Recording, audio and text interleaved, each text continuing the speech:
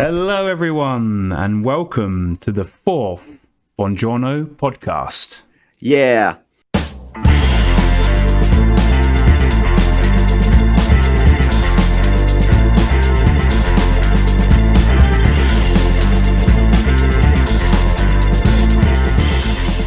Hello, everybody. It's Joseph Gower Gabriele Minelli. and today we're going to look at the 1984 classic Nausicaa of the Valley of the Wind. Case notani no Nausicaa. Oh, what is Yeah, that? man. March Yeah. 11, 1984. Yeah, Gabby's been he's been learning Japanese. It is really case is wind, not like kamikaze. Case wind Yeah. of Tani is valley of Nausicaa. So basically it's like winds, valleys, Nausicaa. Incredible. There you are. Like, you get free Japanese lessons as well. You know, Christ, aren't we the best? Yeah, so it's Hayao Miyazaki's 1984 movie. I think. Would you say this kind of put him on the global radar? It's a second feature. Yeah. Yeah. And definitely this is the first, at least Japanese success. Let's Yeah, call it like this that. is a big one. I think it comes up usually in the top 10, top 20 animes of all time. I think quite often. Yeah. When did you encounter it for the first time? You know what? I can't remember exactly when. But it was after. I think it was after his more famous stuff, like Spirited Away and Princess Mononoke and stuff. Gabby's just having a little cough in the background. Sorry for that. But I do. Yeah, it was quite some time ago. I think maybe 15, 20 years ago. Maybe 15 years ago. So probably you saw indeed Spirited Away. Then you're like, hey, what's Yeah. more? Yeah. I definitely remember it was after Spirited Away. I think I just was like, oh, what else has Studio Ghibli made? And I remember watching it years like those, that time, and I really enjoyed it back then, and I actually enjoyed it even more this time. So, yeah, let's have a think. Let's have a talk about it. So you watched it at the time. You watched it 15, 20 years ago. Yeah, Do you? Yeah. Okay. yeah. And what about yourself? When did you when did you first see it? I believe I've seen the poster long time ago. Maybe in some magazine or read about it. But I believe my mind is confused with Mononoke. I believe Princess Mononoke is of course also sort of ideal follow-up Yeah, sequel of Nausicaa, but it is indeed from that time. And I might have seen the manga lying in a manga shop in Italy, but yeah, I have this feeling that I've seen it before, yeah. but maybe it's also because we had in Italy Conan, we had ID, and then basically Nausicaa Face was Yeah, it might be also that you're kind of blurring them all together in one big memory. yeah. But I have to say But yeah, that I've seen bits of it, and so this time it's the first time really sitting. okay. properly. So that was great. Ah, was yeah. great. Yeah, I think the music is also quite famous. When you listen to Joseph Isiashi, like any of his concerts or anything, or his best ofs, the music comes up. So actually, when I was watching it again, I was like, that's the scene that this score is from, or this music is from. Because I quite often find myself humming some of the songs, and I forgot actually what film it was from. I thought it was from Ponyo, and then I was like, oh, actually it's from Nausicaa. So yeah, I think it has a lasting impact, and definitely the imagery in it is quite powerful. And like you say, leading on to Princess Mononoke is it feels natural as well, and there's common themes, there's common things taken over to the next film. And should we go a little bit into the background? Yeah. The lead up. So this is a film, but it's based on a manga that Miyazaki wrote and drawn himself. And at the time in 1984, so the manga started in 1982 in Animage, which is basically a magazine about animation, and whose deputy director was a certain Toshio Suzuki. Yep. So later a big name in Studio Ghibli. He is he the producer in Studio Ghibli later on? Yeah, I think he's producer. It's the guy with the glasses, right? Yeah, president. Yeah, sort of more executive role. Yeah. And but so we have to imagine that the manga is finished in 1994, so like 10 years after the movie. So at the time of the movie, there were just 2 volumes out. Okay, so it was just of the 7 total. So Miyazaki was always in his writing is saying, like, every time he was finishing a movie, he was always thinking, oh, now I have to, like, after a quiet moment, I have to pick up again this monthly magazine. Yeah. And then it was until 1994 was really like something on his shoulder. It was always thinking about it, and he couldn't really relax, but we cannot imagine really Miyazaki relaxing, but that's imagine like constantly just tuned into all these things. Yeah. So basically the story is that, so he has this manga, and for the manga was asked basically while he was free after Castle of Cagliostro. He was freelancing. Then they were asking, okay, you have some time, maybe you have an idea. He tried some ideas before, like he wanted to do other mangas and other movies actually. And then they asked him, hey, maybe you could do a manga for our magazine. So he liked the idea, and was picking up the manga.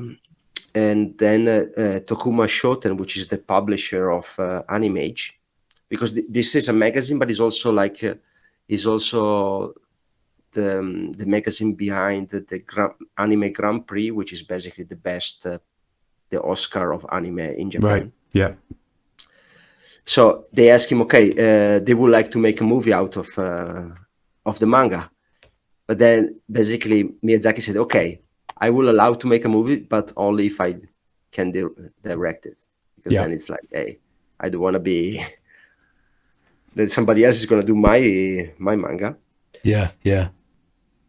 And you would do the same, wouldn't you? I think. Yeah. If you'd made a manga, you want to be the one in charge of it. Yeah.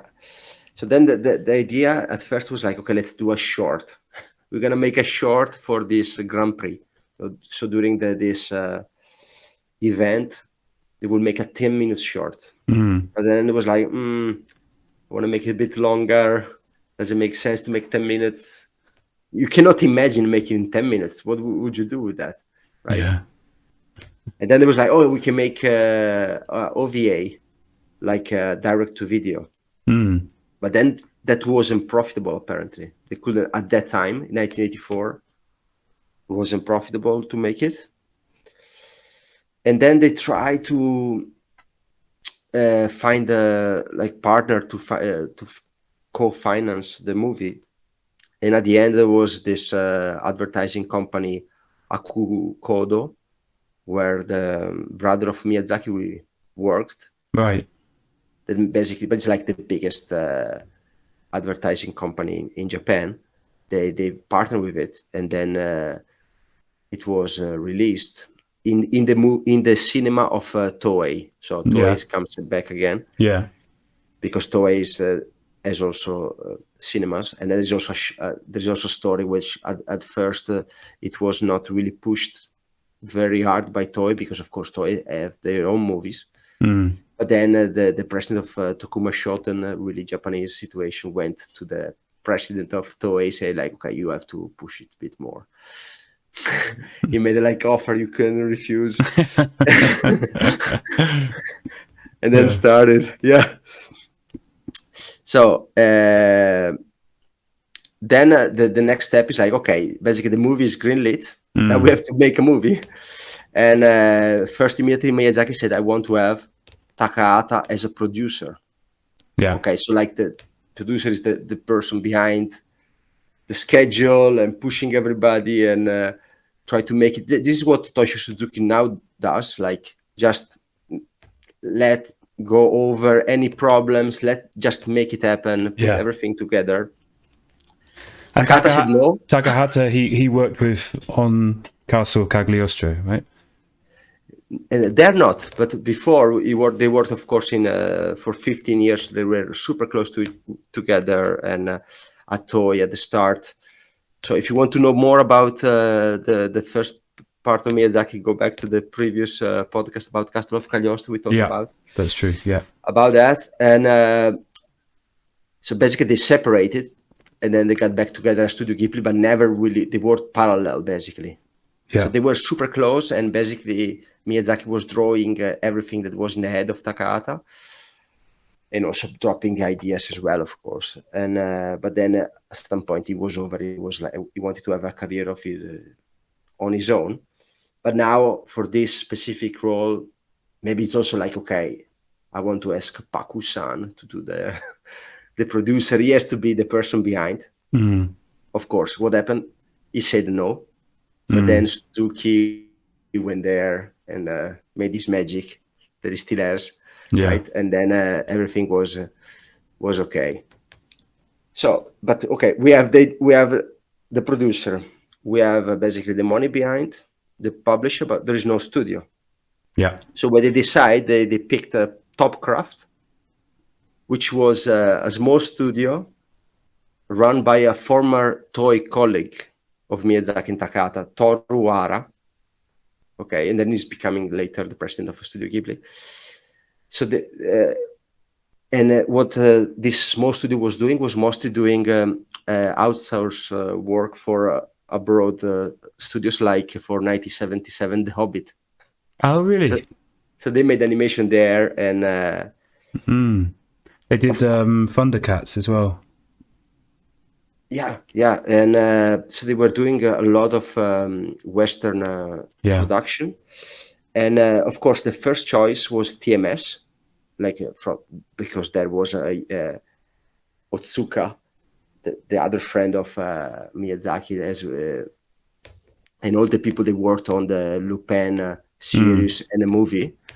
But they were very busy creating Little Nemo, which is basically this movie that never happened, and then eventually happened and was not really a success. It was like supposed to happen 40 years earlier.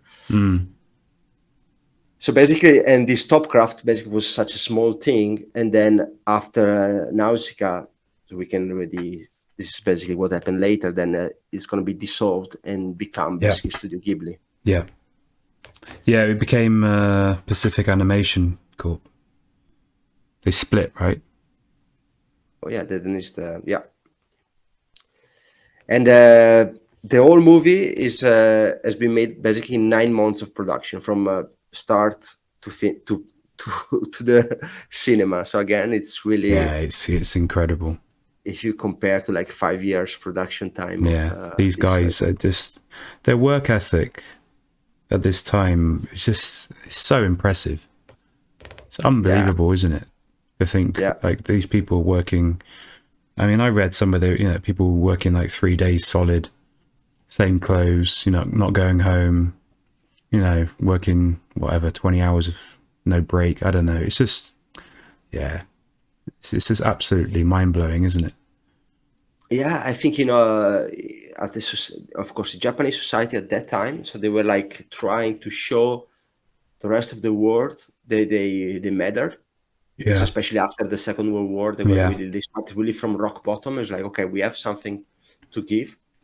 And then they were marrying companies like, okay, I'm going to work there for all my life. Yeah. And I can provide for my family, but I will not be that much at home. And they were probably they were working super hard, but having also good time with each other at work. So there was like this camaraderie.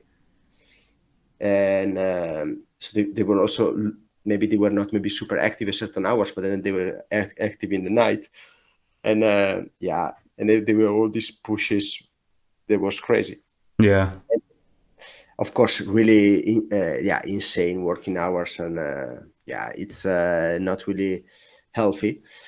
And you will see, because now I thought about, maybe we can introduce like a segment about the key people of this production. Of course, number one is Hayao Miyazaki, but we said a lot on the podcast about Castle of Cagliostro, so guys, really go back there. Yeah.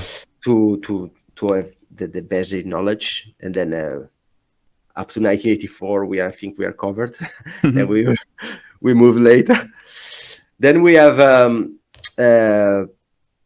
art director, so the person behind the backgrounds, and basically is Mitsuki Nakamura, which most of these art directors have like their own company, their own studio. So you see a lot of time this Studio Easter, and in this case there's a studio called the Mecha Man, and he has passed more than 10 years ago already. This artist, 1944, so was basically just a little younger than Miyazaki, but died in 2011. And he's famous for, he was the art director also for Gundam. Wow. So basically, you can see the parallel of all these deserts in Gundam, or when these post-apocalyptic scenes. He can do that, and he can deliver that. He can deliver that, and then he's delivered that also in Fist of the North Star, which is a little bit later. The anime is, I believe, 87, which is also post-apocalyptic. So I think that was like his forte, or for doing this dunes and deserts and lakes.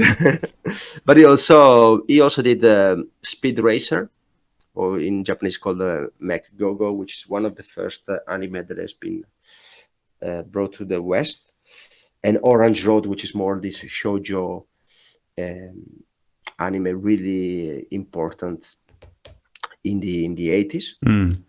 So you have this guy, and was working super hard. So it's different than the one from Castle of Cagliostro. Castle of Cagliostro is, of course, was all about the interiors, and this time it's okay. You have a couple of interiors, but it's mostly outside. Right? Yeah, it's true. Yeah. So it makes sense having maybe somebody who's really, I mean, it really delivered like a hit there. So I think you have to imagine, probably did this like, okay, Takato's like, okay, who we're gonna call? Who can we have actually? Who are the best we can have? And then was animation supervisor. So he's also most of the time a character designer. In this case, of course, Miyazaki drew the manga, so he's also basically that. Is Kazuo Komabatsura, also 1943-2000, passed away 22 years ago. And but this is crazy. You see, like, where he worked in Tiger Mask, which is 1969. And this is like an anime that was in Italy in the 80s. Like, I sent you some clips. It's like this brutal wrestling with this tiger mask. And there was like this wrestler, and super violent. And they made that in the late 60s. Yeah, it was 1969. Wow. And this is a bit, I think this part of this, I believe it's called Gekiga, which is this sort of hard-boiled kind of manga, really like hard, really crude, really about being poor and being on the edge, stuff like that. That Miyazaki ate, because it was like the first really adult kind of manga, like more for adults, more edgy in that sense. And then all the big robots, Great Mazinger, Ufrobo, Captain Harlock, and also Devilman, which is was also in Italy in the early 80s. And so both those men, just to make a little point, both those men are passed because of throat cancer. So this is probably, and Miyazaki is still between us, so probably all these people were like chain smoking. Yeah, you can imagine. Yeah, God, 20 imagine, hours a day. Yeah, just walking in there, just be a cloud of. I mean, they talk about the toxins in the forest in the movie. I mean, this is probably where they got their inspiration from. Yeah, Jesus. yeah. Yeah. So then we have the music by indeed Joe Hisaishi. Yeah, incredible. Yeah, and this was picked. So basically, you know more about it, but I would just want to say that he did in 1983 did basically a concept album based on the manga. Ah. Okay. No, I don't know much about it, actually. I know him as a musician. I like his music, but I don't know much about his history. No, but there is a funny story. So he is considered like this minimalist musician, and it is amazing indeed. And from now on, he's gonna work basically in all the movies, I believe. Yeah. Of Miyazaki. Yeah, it's kind of like John Williams and Spielberg in a way. Yeah, and That sort of thing. And that was like because he was a sort of intellectual type. So with Takata got along really well because Takata was like this French master guy. So they were really. So Miyazaki was really happy that Takata could work really good with Joe Hisaishi about the music for all this movie, and it's a funny story about himself. He said that his father brought him to watch about 300 movies a year for 4 years in a row. So he had really like this music. He had this really like scenes mind. Yeah. He developed like this skill, and then that's why his music is so on point, perhaps. Yeah. And fun fact is in the main song there is his daughter of 4 singing. Yeah, those are really those songs, or that song's really beautiful actually.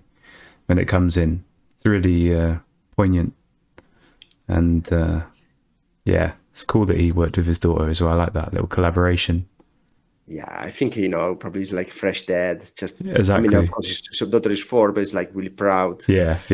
And and then we have a special mention because there is Yoshinori Kaneda, which is the coolest animator with sunglasses on. And yes, this apparently there is this angle that they call the Kaneda perf, which is like his signature. Pose. So what is it for a character? For a character, or for a camera angle? I believe it's camera angle or like a specific action scene. Yeah. But we're gonna find out more about it. We're gonna maybe put some links if we can. And then we have Hideaki Anno. Yeah. As a key animator. So both those two are a key animator. So Hideaki Anno, of course, later Evangelion, and director of also live action movies, Shin Godzilla, and upcoming Shin. What's it called again? Okay, doesn't matter. We'll put it in the comments. Yeah, and basically he saw like an advertising on an old Animage that they were looking for animators, and then just applied. It's not like that was like super known, but just before he had this basically fan-made video for a convention which was really successful, or Daikon 1 and 2. But I know they were quite desperate for animators at one point during production. Yeah, so I guess that's probably why there was a bit of an open call. Yeah, and it's important that he is basically at the climax as the key scene. Yeah. We will say later when we talk about the movie, but I think in my notes I've made a point of that specific part as well. But and that scene is actually credited as being one of the best scenes of the film as well. So that's really quite something for him to accomplish. Yeah, and then the last fun fact is so it has been released in America, I believe 1985, as Warders of the Wind. But then they found it, probably the Hollywood executive, they found it a bit too long. Okay, so they played it at 106%. And then it went from under 60 minutes to 97 minutes. And of course, Miyazaki didn't forget that anymore. So when they went, they found it out. They were not No. amazed. No. Was it with this movie that Harvey Weinstein was involved with, the American company that was I believe that's for editing it? Mononoke. I believe for Oh, Princess okay. Mononoke. Okay, yeah, It's that's later. we'll save that for the story for another time. But there's a funny story there. All So right. yeah, so that's a bit of the background. Yeah, incredible. Huh? Well, so far we've already got some big key players Yeah. So we can maybe have a break and jump back with the with the plot. The plot. plot thickens.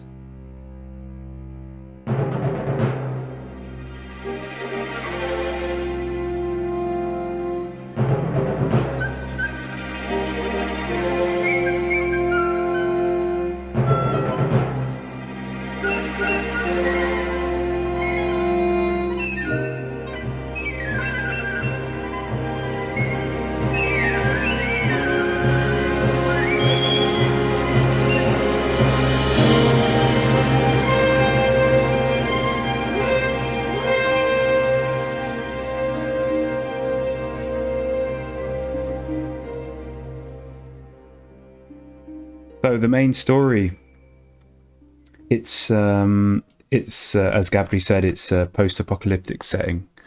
So I assume it's kind of a Earth-like planet. I don't think they really ever say if it is Earth, but I kind of assume it is a sort of Earth setting.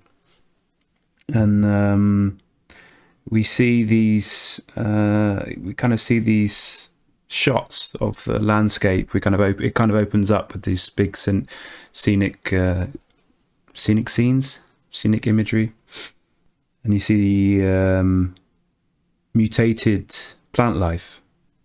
You see that things are decaying, and things are covered in spores and dust, and yeah, things don't look so healthy. You know, there's not a lot of civilization.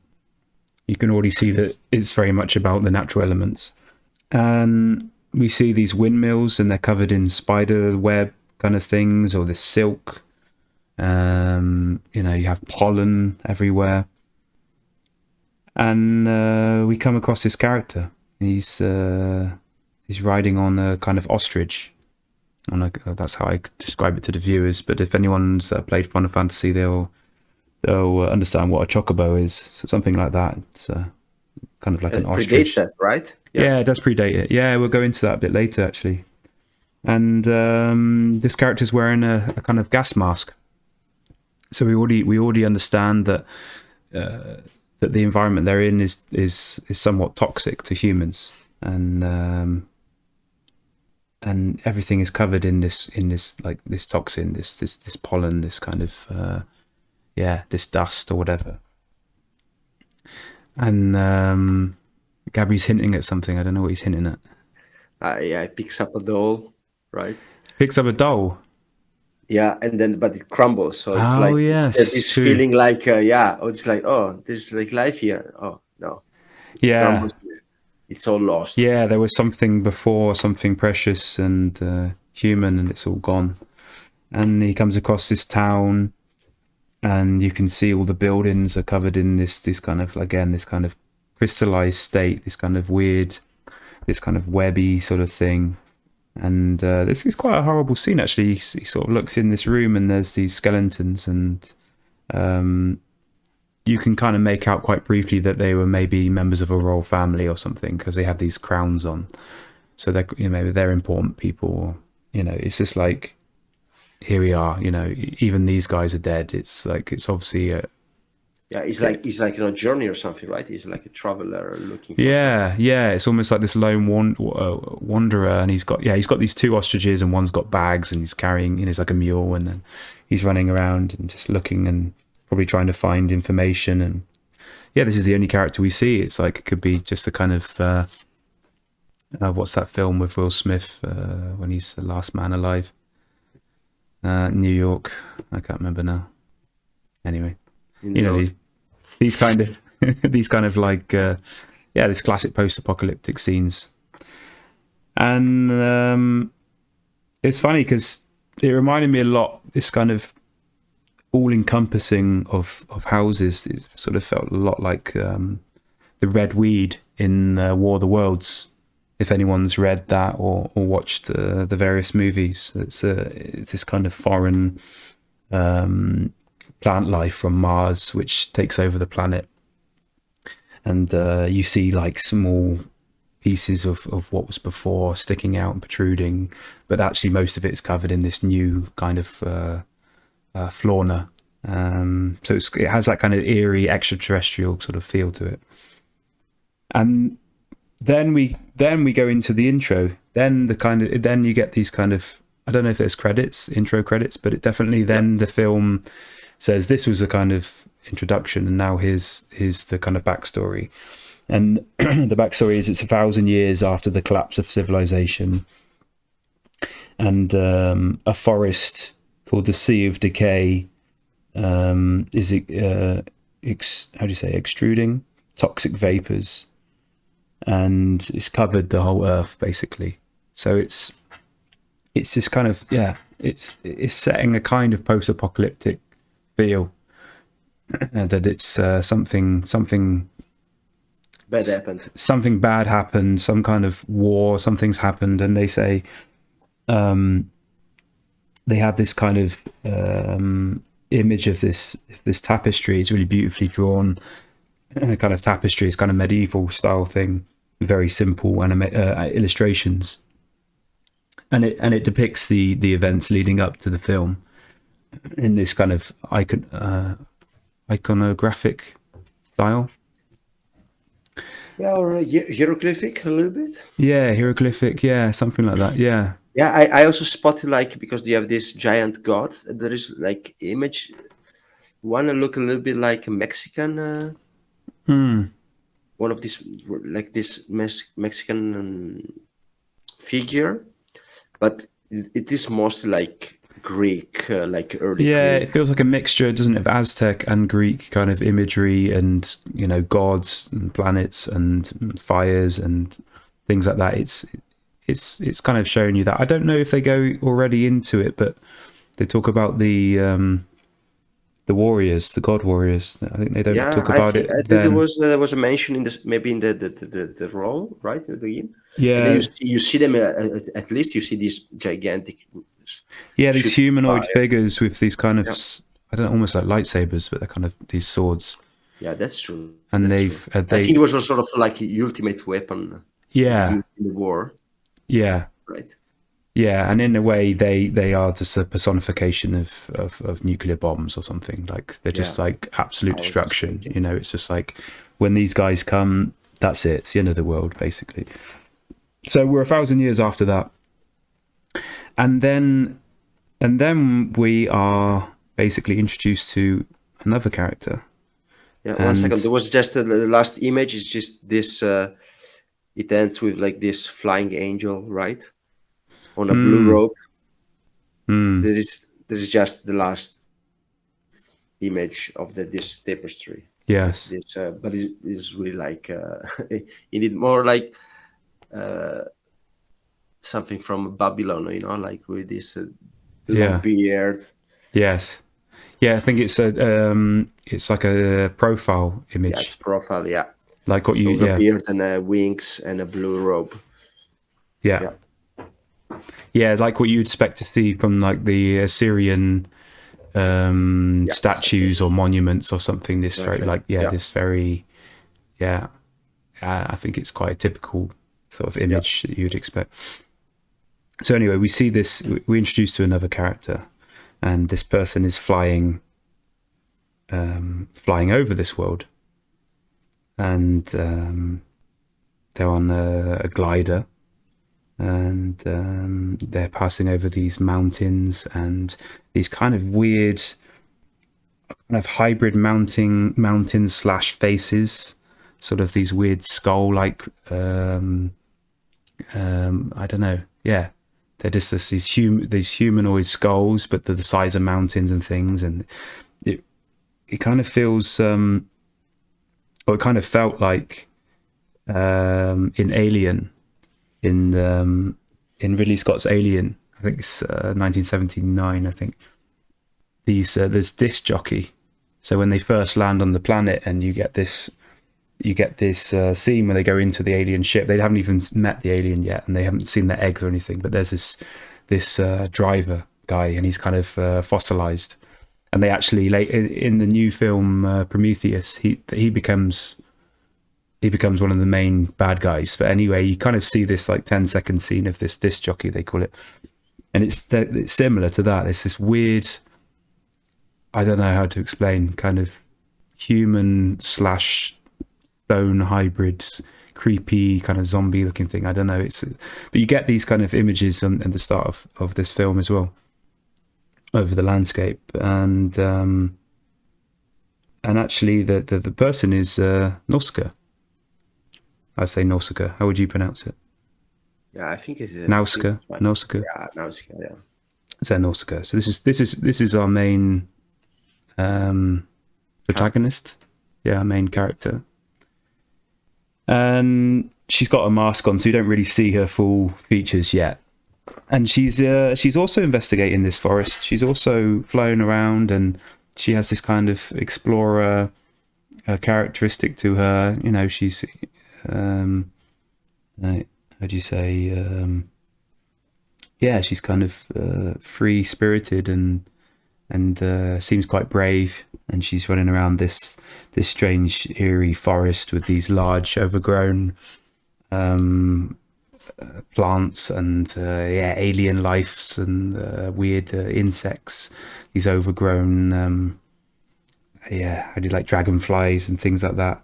And actually, this scene is very much like the intro to Force Awakens, the Star Wars film, with our character Rey in there. So they even say that there's a lot of scene for scene comparisons.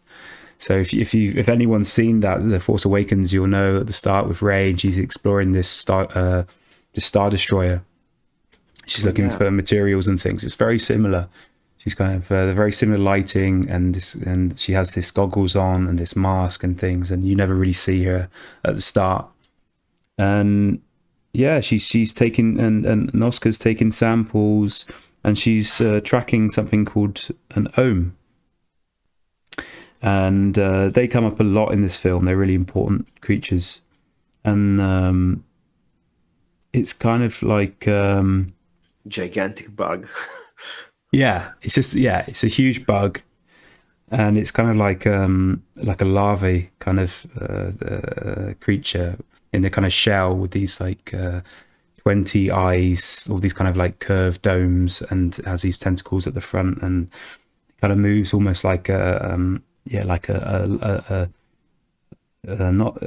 you get a butterfly, this kind of weird larvae kind of thing with these kind of cross sections in this shell, like they're quite interesting to look at.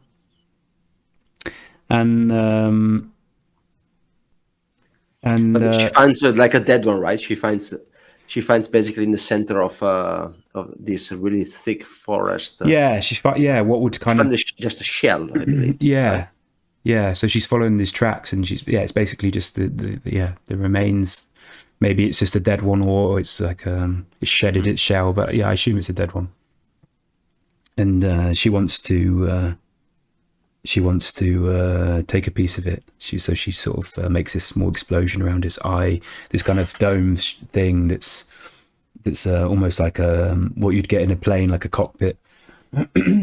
And she manages to remove that, and she says, "Oh well, it's really lightweight." And she's just like a botanist, or she's a scientist. She's like fascinated by these things, and she's not really fearful. She just wants to know more. She's just investigating.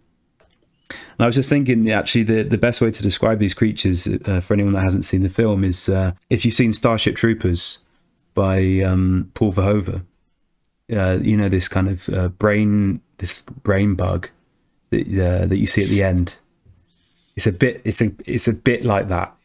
It's kind of like overgrown like thing. But the ones in Nausicaa, the Valley of the Wind, are enormous. Like they're the size of an apartment block, but it's kind of got this similar feel to it in a way. And then Oscar hears these gunshots in distance, and she's like, "Oh shit," and she runs out. I think she climbs to one of the highest points in this kind of cavern or something, and she looks over the horizon, looks out, and she can see the horizon, and she sees one of these ohms chasing someone or something anyway. And of course she knows the gunshots are only from a human, or it's going to own one. So she gets on her glider. I called it a manta ray. It reminds me of a manta ray. So it's kind of got the same shape with these kind of big wings and this weird curved front. And she like shoots off in the open desert. And that again kind of leads into another inspiration. The desert, this is a big part of the movie. These kind of big open areas like this, and I guess the direct influence is Dune, Frank Herbert's Dune, which has been made recently into a movie by Denis Villeneuve, I think last year or even this year. And so there's a lot of that kind of feeling to it. These massive creatures in this sand setting, and I think there's a lot of references to Dune in the movie as well. But when you see the home coming out the forest, right, or coming jumping in the screen, basically raging, this music coming in, what did you think immediately? I had this feeling like I didn't make a note of the music. It passed me. No, the music is like, it's really like a video game big boss. Now you're fighting the final boss. It's like dun, dun, dun, dun, dun, dun, really like out of a blue, bam, dun, dun, dun, dun, dun. Right, yeah, because you have this. And I see that I've checked, and this basically predates any even arcade game or something like that, because in 1984 you have a Tetris, and I believe at that time there was not even Hurry Up or something like that. They were upping the music. So I believe that. You think that this predates the kind of concept of a boss battle. Music, like you have okay, you're in a stage, and then there is a final boss, and then it's like. But it's also I guess it's also the juxtaposition of the kind of mellow forest with her, and then this sudden this tension. Yeah, and then we see that this home has red eyes. Yes. Yeah. And it's of course at the end of because we had up to now, okay, she was in this gigantic forest, but everything was quiet. There were bugs. She was like, "Oh, sorry," right? They were all. She was completely okay with them, and they were okay with her as well. Yeah. There was no stress. There was no. Yeah, well, she lets off that energy straight away, doesn't she? That she's like very relaxed, and that they're comfortable. Like you say, they're comfortable with her as much as she is with them. But then we see this Ohm, like you say, he's got these red eyes, and it's chasing this character that we saw at the very start on these ostriches. I think they're called horse claws, actually, but we just say ostriches. But there is something just before they were like shooting. She shot something like to the redirect or something. She drops an explosive to stun it. So she drops it. She has these explosives in her pocket, I think, and she drops one. It stuns it, and then she also has this insect charm, which is basically like a little whistle on a string that she can spin around, and she manages to calm it down basically, and then I think she talks to the guy on the horse. Yeah. I don't know if she knows who he is yet. That's later on.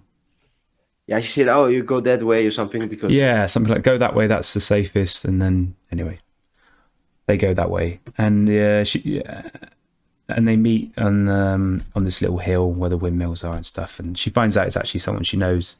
It's a guy called Lord Yupa, who's is a friend of the family, I guess, or it's just a well-known guy.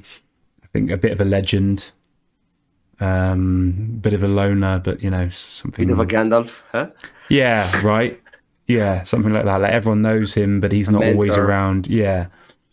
And you find out later on that he's actually known as like the best swordsman in the world, basically, something like that. Kind of Aragon sort of character, I guess, as well. Yeah, I have the feeling that probably they met last time they met when she was small, right? So and he reacts really weird when she's basically how is your father? Basically, how is Gio? Yeah, Is he still flying? yeah, And then she's like, no. yeah. So he's a friend of the family, and he has this little creature with him. He said, I saved this little creature. It was in the forest. It was scared or whatever. And he opens up this pouch. And this kind of, I think they call it a fox squirrel, but it's basically what it is. It's like a mini fox kind of Pokemon sort of thing with stripes. Do you know what it reminded me of? It actually reminded me a lot of the cat bus in Totoro. Oh, yeah, yeah. Like a miniature version with a bit pointier ears. This sort of same colour scheme. Pikachu. Yeah, exactly. Pikachu, there we are. I think there is even like one a derivative from Eevees. Pikachu.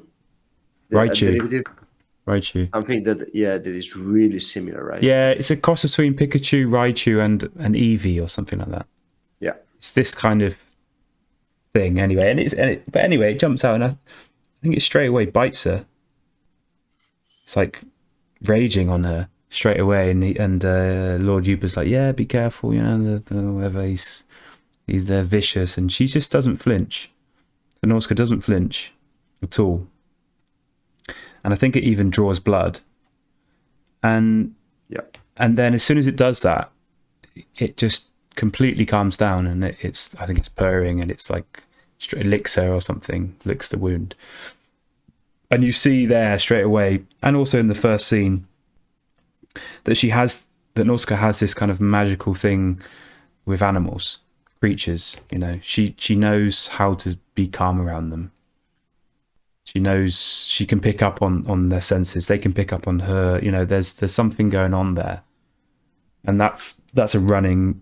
That's running throughout the whole film. Basically, that's what's keeping the whole film propped up. This connection she has with creatures, with nature, I believe, as well, right? Right, exactly, with nature.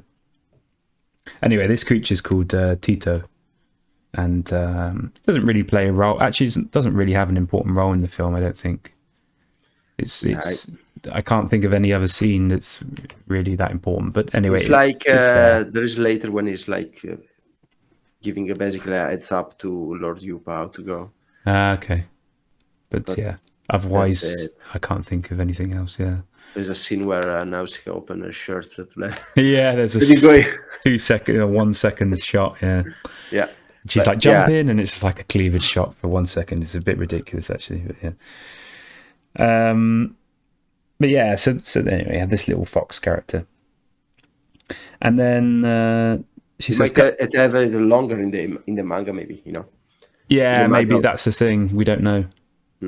I'd like to read the manga actually after watching it again. And they head off. She's like, come on, let's head to home. And we see more of this kind of landscape, this setting, where what's the environment. And it's these windmills, these wind turbines, windmills, kind of like a dam, I think. I interpreted it as a kind of water turbines, as water turbines. And it's kind of showing this kind of natural way of harvesting energy. It's the contrast to fossil fuels. It's where we kind of all nowadays at one ahead. Wind, water, sun, these kind of elements. And they go to Nausicaa's home village, or I guess it's a village or a town. It's called the Valley of the Wind. So that's where we get the title from. This is where she lives, the Valley of the Wind, and it's near the coast. And they obviously get this natural wind pushing through the valley, and that's what gives them the energy and sustains them. And fresh air, I believe, right? Because it's like they've been spared up to now from the spores, because the spores are growing everywhere, right? Yeah, so we get the impression, or even they mentioned that the spores are growing, that the Sea of Decay is spreading, and that they're currently okay, they're currently safe. But because there's like a forest, sea, and the valley with this, so much wind. So they're somehow managing up to now. Yeah, it's quite a paradise, isn't it? Yeah. And then and then we see this other character. He's introduced. It's called Mito, and he has this eye patch that helps distinguish him from everyone else, I think, because everyone has these. Almost all of the male characters in the whole movie have these huge moustaches. Just like I mean, like it's like a moustache that is a beard and just takes over all of their face. So I think like animating the mouths is a lot easier with this. But yeah, it's quite funny. It's almost like a fashion or something, and everyone's wearing these kind of almost like you describe it as like medieval clothes.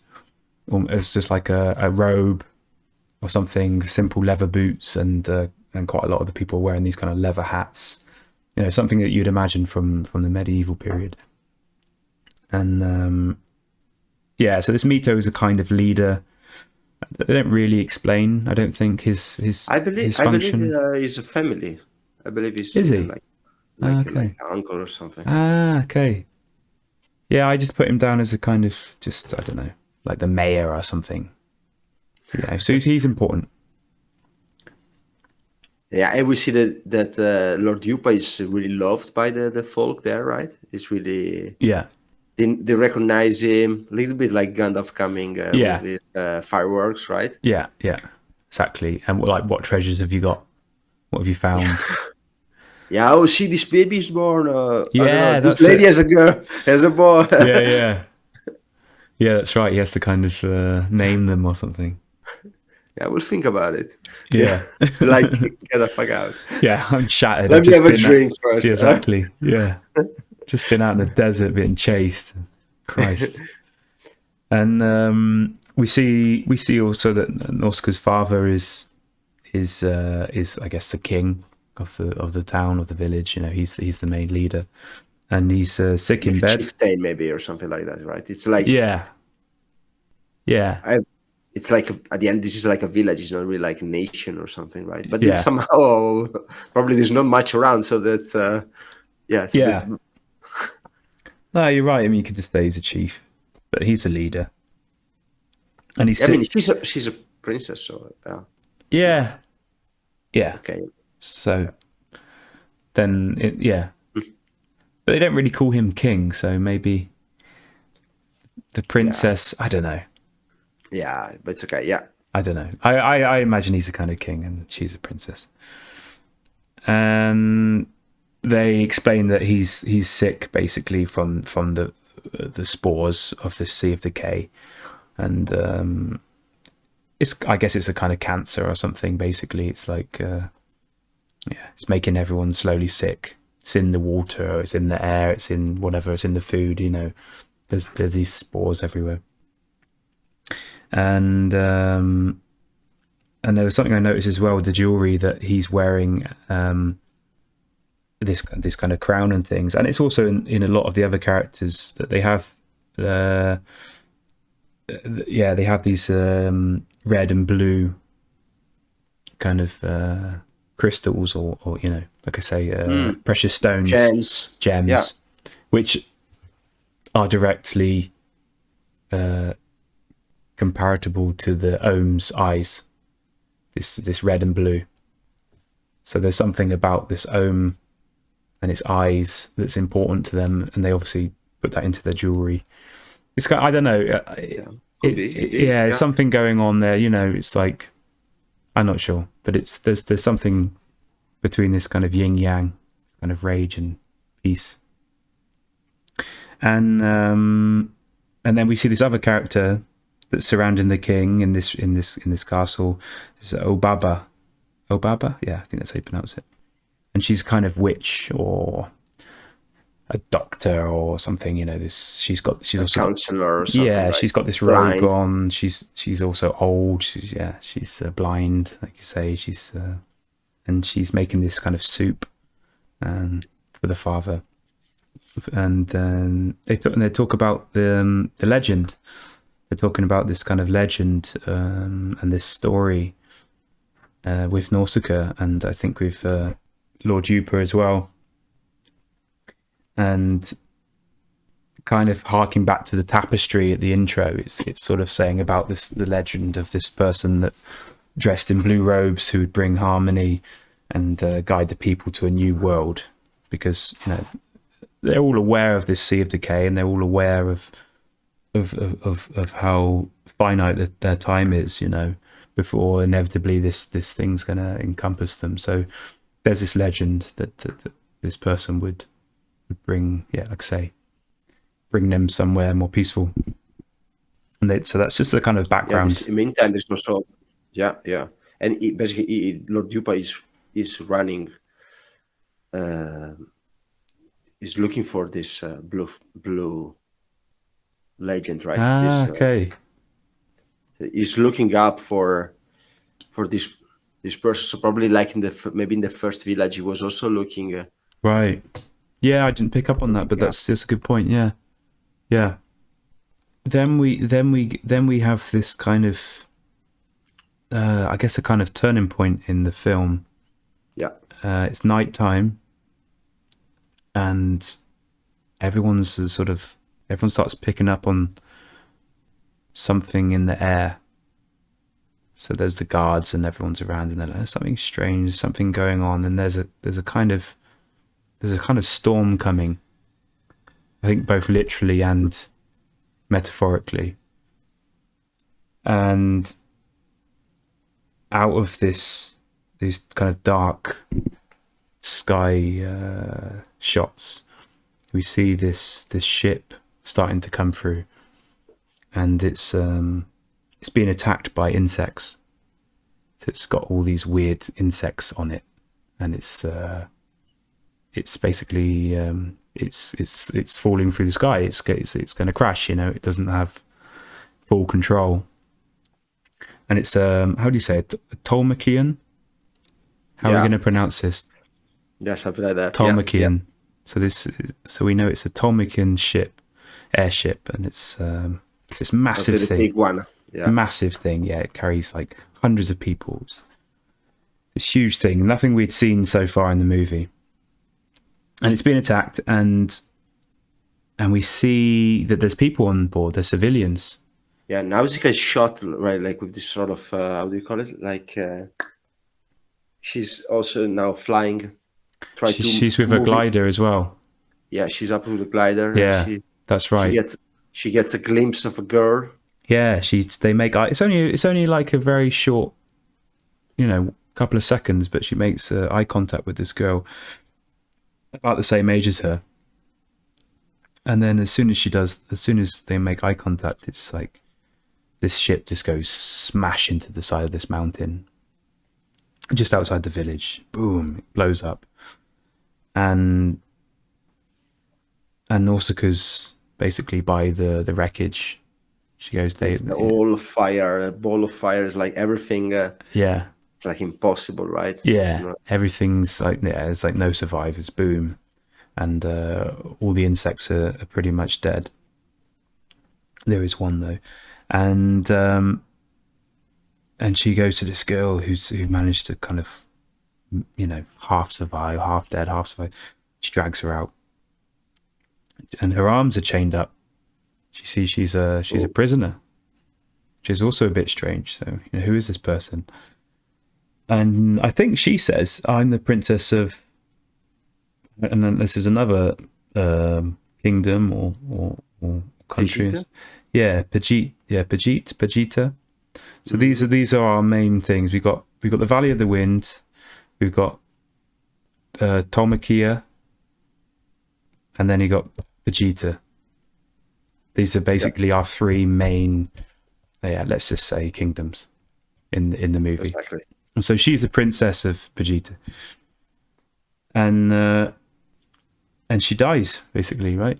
That's it. Yeah, I mean, She she dies in her tries arms. She's to save her, like, okay, try start unbuttoning something, unzipping, and then it's like, oh, yeah, she sees something. We don't know what what she sees. Probably she's been perforated or something, right? yeah, It's like, and yeah. then she's like, oh, she stops. That's But it. she says, "Make sure the cargo is burnt." And Yeah, she goes, and Nausicaa says, "It's fine, it's fine. The whole ship's exploded, it's on fire. Don't worry about that. There's whatever's in the cargo, it's gone." And she's like, "Okay, thank God." And she dies peacefully. You know, she's like, "Oh, thank goodness." And then all the townspeople arrive, and then we see that there's one insect still alive, like half alive, half dead, and they, I think they want to shoot it, but yeah, I think Nausicaa says don't shoot it because it would attract other insects, I believe, yeah, yeah, because it would let out a distress call. So she says, "Look, I will guide it. You know, I will guide it to back to the forest or something. You know, it's just you don't, you know." She gets a charm out, a whistle, and basically she guides it away. And then we see that actually whatever was in this ship, this cargo. 1 second. She brings it outside. Then you see like this clean area. Then you see like quiet home there. So then it's like, hey, what if this small sort of fly was still calling this home, right? There's like, she goes away now. It's like Yeah, there's daylight again, right? And then the this sort of giant fly monster that was together with the big ship is free and is going back to the Sea of Decay. But we see also that there was like a home really close by, and he's like quiet with blue eyes. right. So then I was wondering if this would have attacked the bunny. Okay.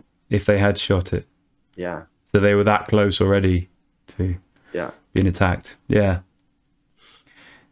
But so anyway, we see that actually what was in the cargo of this ship that the princess of Pagita was so concerned about, it's still there and it hasn't been destroyed.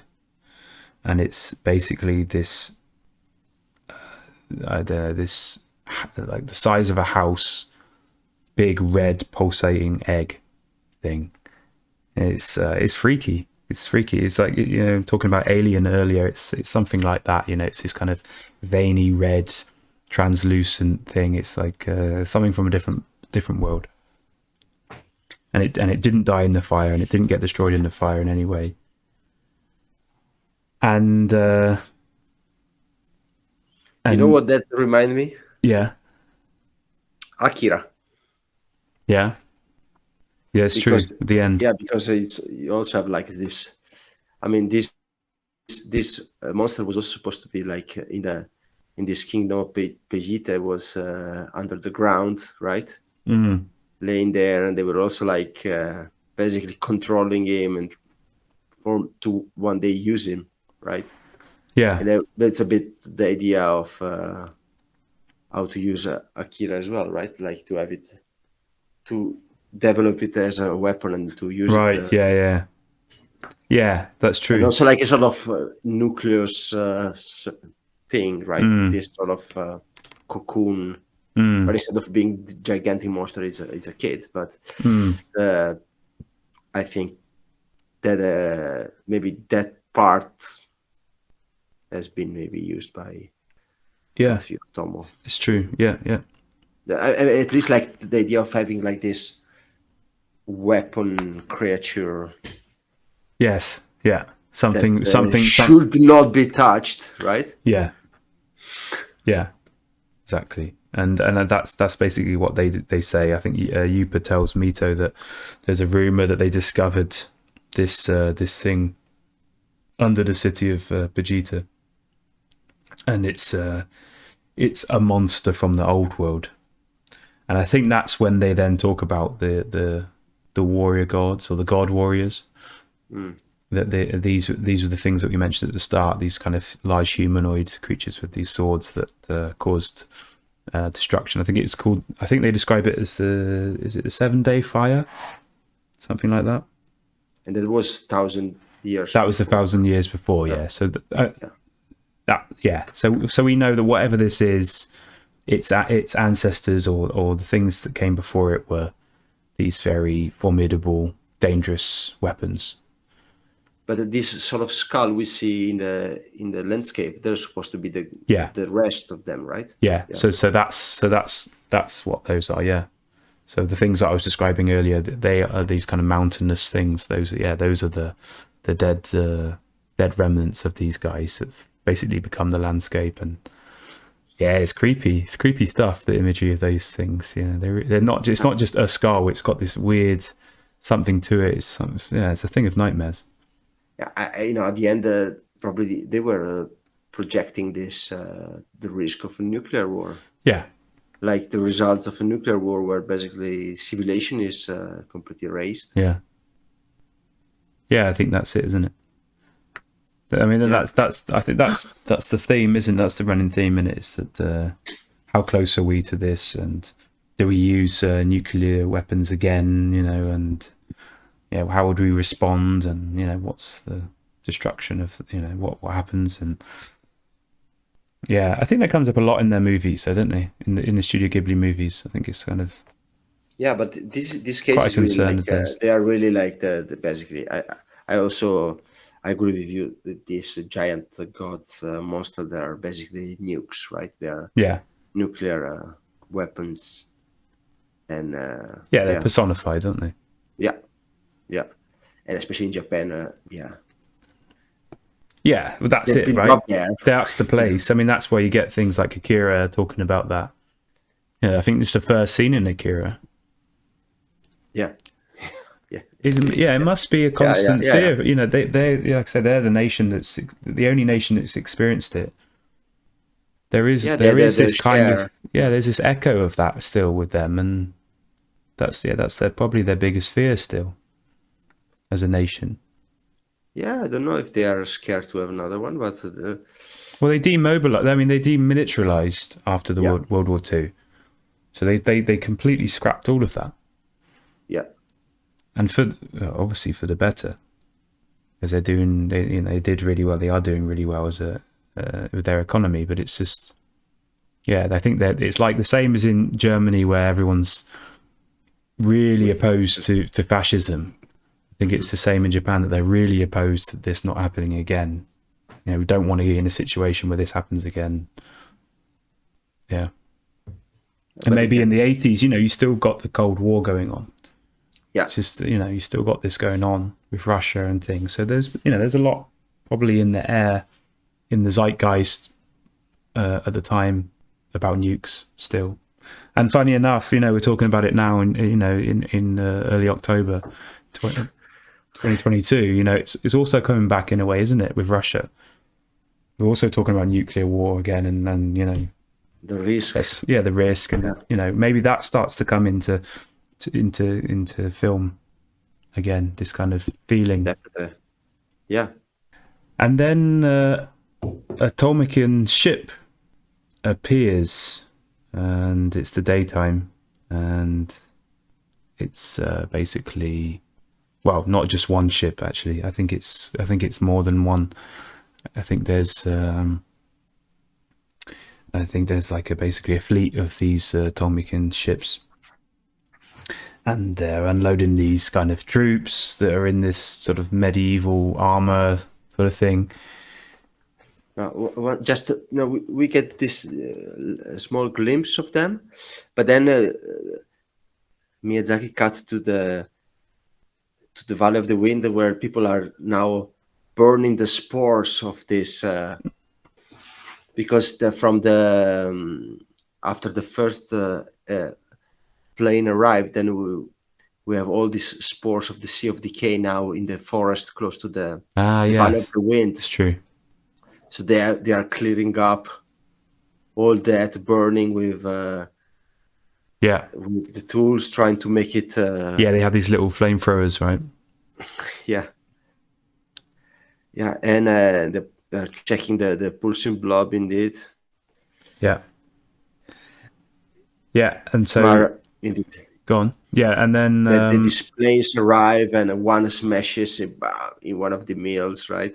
yeah, yeah, It's really an invasion. yeah, yeah. It's really aggressive, and these troops, these kind of in this kind of like armor sort of thing, they get start unloading, and you get these massive tanks, something like a kind of Warhammer sort of tank, this with huge treads and things, and almost instantly before they even know what's going on, there's a ship landing in the castle, kind of like like a small little division, and they just basically just run in and kill the king. Yeah, the king prepared himself, yeah, but like really like a proper samurai, I would say, yeah, right? yeah, exactly. And yeah, that's like there's these brutal bastards basically. And we're introduced to another kind of main character, Kurotawa. I believe that's how you pronounce it, Kurotawa, and he's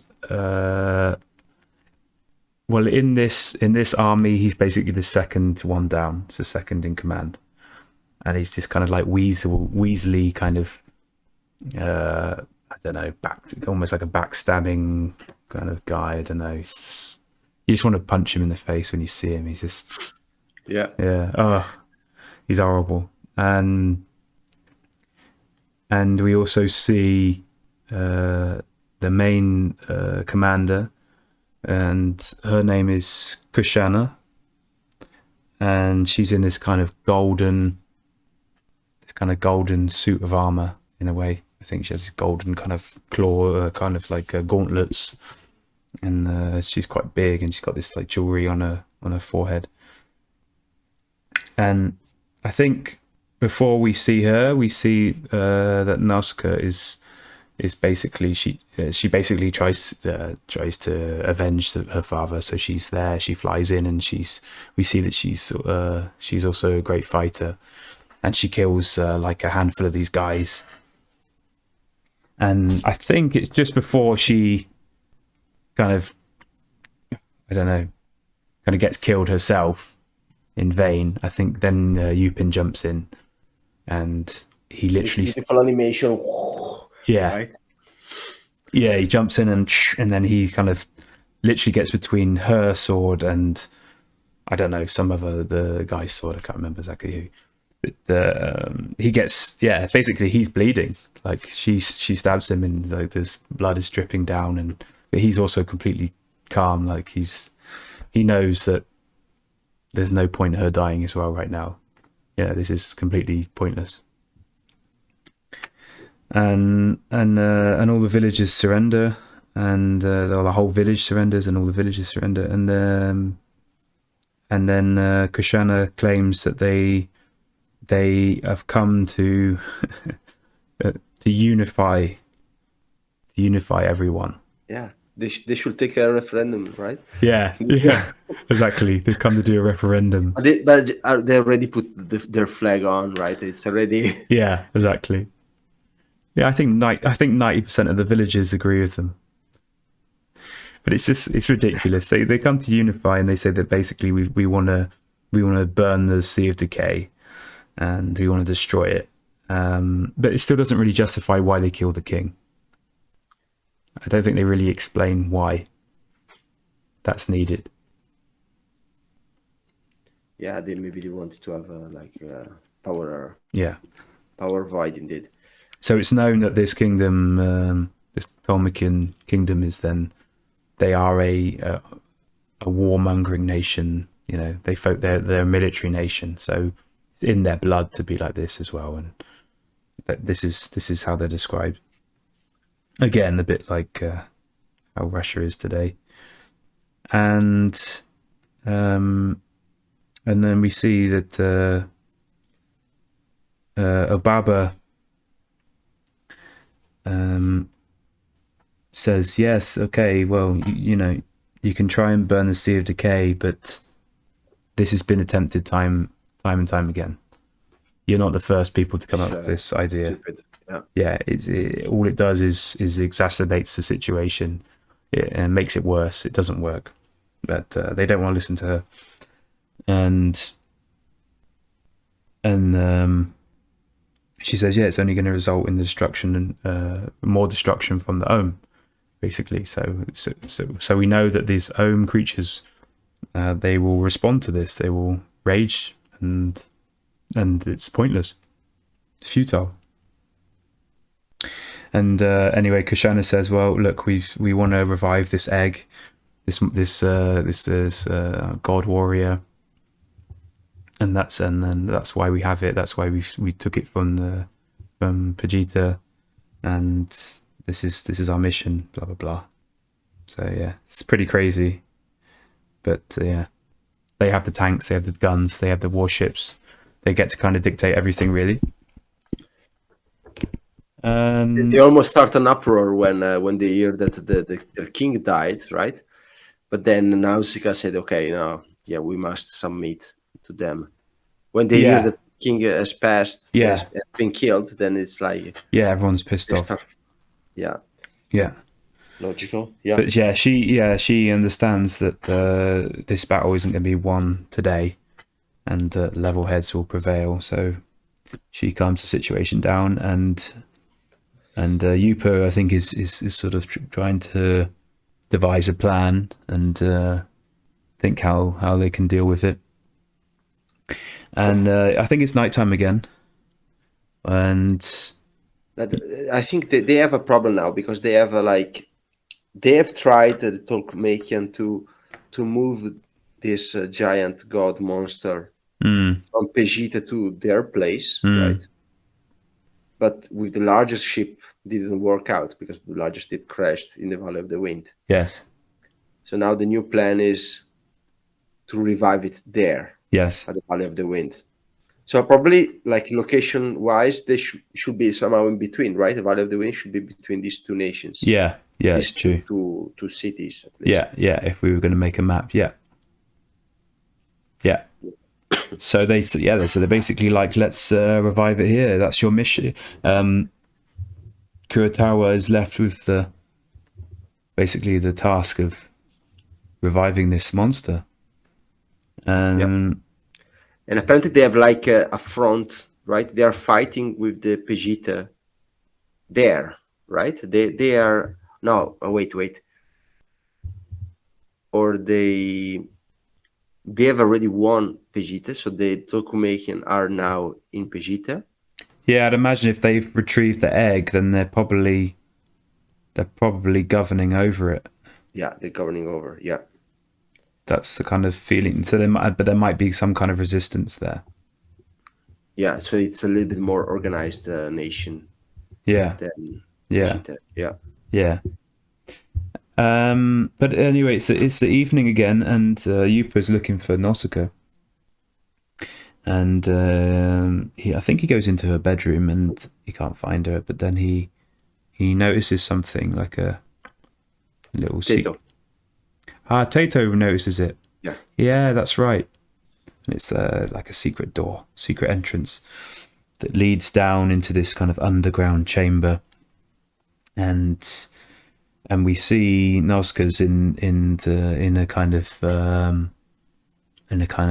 garden. A kind of like how would you say, like a indoor kind of lab with these plants and things growing, and this running water, and there's candlelight and things, and he's like, shit, these are all of the toxic plants from the Sea of Decay. What the hell are you doing? You're not wearing a mask. And she says, no, these aren't.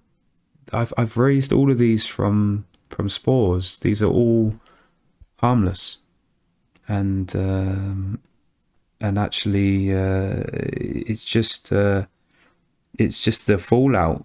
It's this kind of this toxin in the ground that's making them poisonous. It's not the plants themselves. They're not really responsible.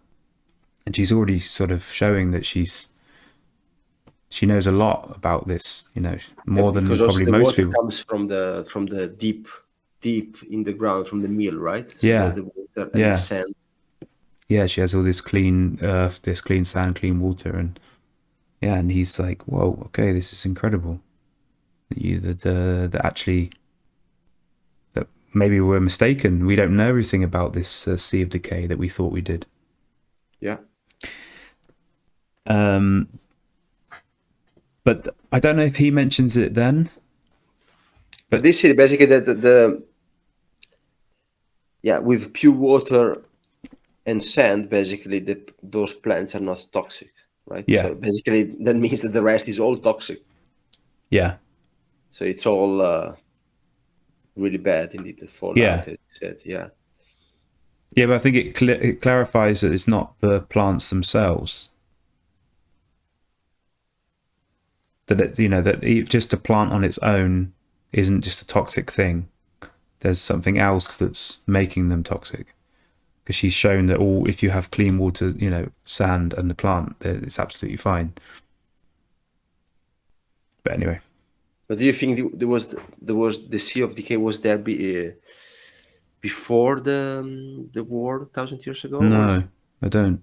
Okay. Oh yeah, of course. Yeah. I think it's mutated to protect. Yeah, or it's evolved to harness. Yeah. I mean, yeah, we'll talk about that a bit later about Miyazaki's influence for this. Yeah. Because he does give an example. But anyway, we find out that Nausicaa and some of the other villagers have to be taken hostage, or they are being taken hostage. So she has to leave this like a little botanical garden that she's made, and she's upset. They're going to die. The plants, like no one's going to water them, and something like that. It's quite sad. So she's losing this experiment. And Nausicaa and some of the villagers are taken hostage, and a little bit like the girl from Vegeta, right? Yeah, exactly. Also yeah, so we kind of got this being set up, and they're in these they have to go into these huge aircraft, and basically Kushana says to, like I said earlier, Kurotawa, you can stay behind. You need to sort this egg. I need you to be responsible for this. I'm going to take these guys, I guess, back to Tomikia. Yeah, and and leave you here on guard. Keep an eye on the villagers. Or they're going to Vegeta. I think they were going to Vegeta, or not? Yeah, I can't remember exactly. Yeah. Can't remember exactly. Because probably, they left there to try to collect the egg, and then it's okay, yeah. Anyway, so then they're in this aircraft, and it's kind of like these massive World War II bomber planes. They're huge, and it's really beautiful because they drew, Miyazaki and the team. They've drawn these really amazingly detailed cockpits, and this, you got these levers and dials and domes and all this kind of beautiful kind of machinery, hand-drawn machinery, like this kind of contrast to the natural elements of nature. This is really nice to see that in these animations. You see it in like Porco Rosso, these kind of interior cockpits and things. Yes, they have like double. They have like double. Is it like bi wing? No, yeah. 2 wings, like, double wings, bi wings. Yeah. There are 2 rows of wings. Right? Yeah, it's basically just like these. You can just imagine these massive bomber planes from World War II. B-52s. Yeah, exactly. With these kind of like machine gun posts and little domes and everything, and it's like these impressive things. So they are flying in this really defensive form, like really thick to each other. Yeah. And the prisoners are like towed behind, right? There's like on one plane. Probably it's the only plane from the Valley of the Wind, right? Yeah. I guess. With inside it the gunship. Yeah, so they do. Yeah, so the Valley of the Wind has a gunship, like just one fighter plane that's capable of. But that fighter plane is inside the. Yeah, it's inside the only cargo ship they have, or something, right? Yeah, and that's getting towed. 1/20th of any of these gigantic Yeah, ships of the yeah, filmmaking. yeah. And then we see these small glimpses of something in the sky.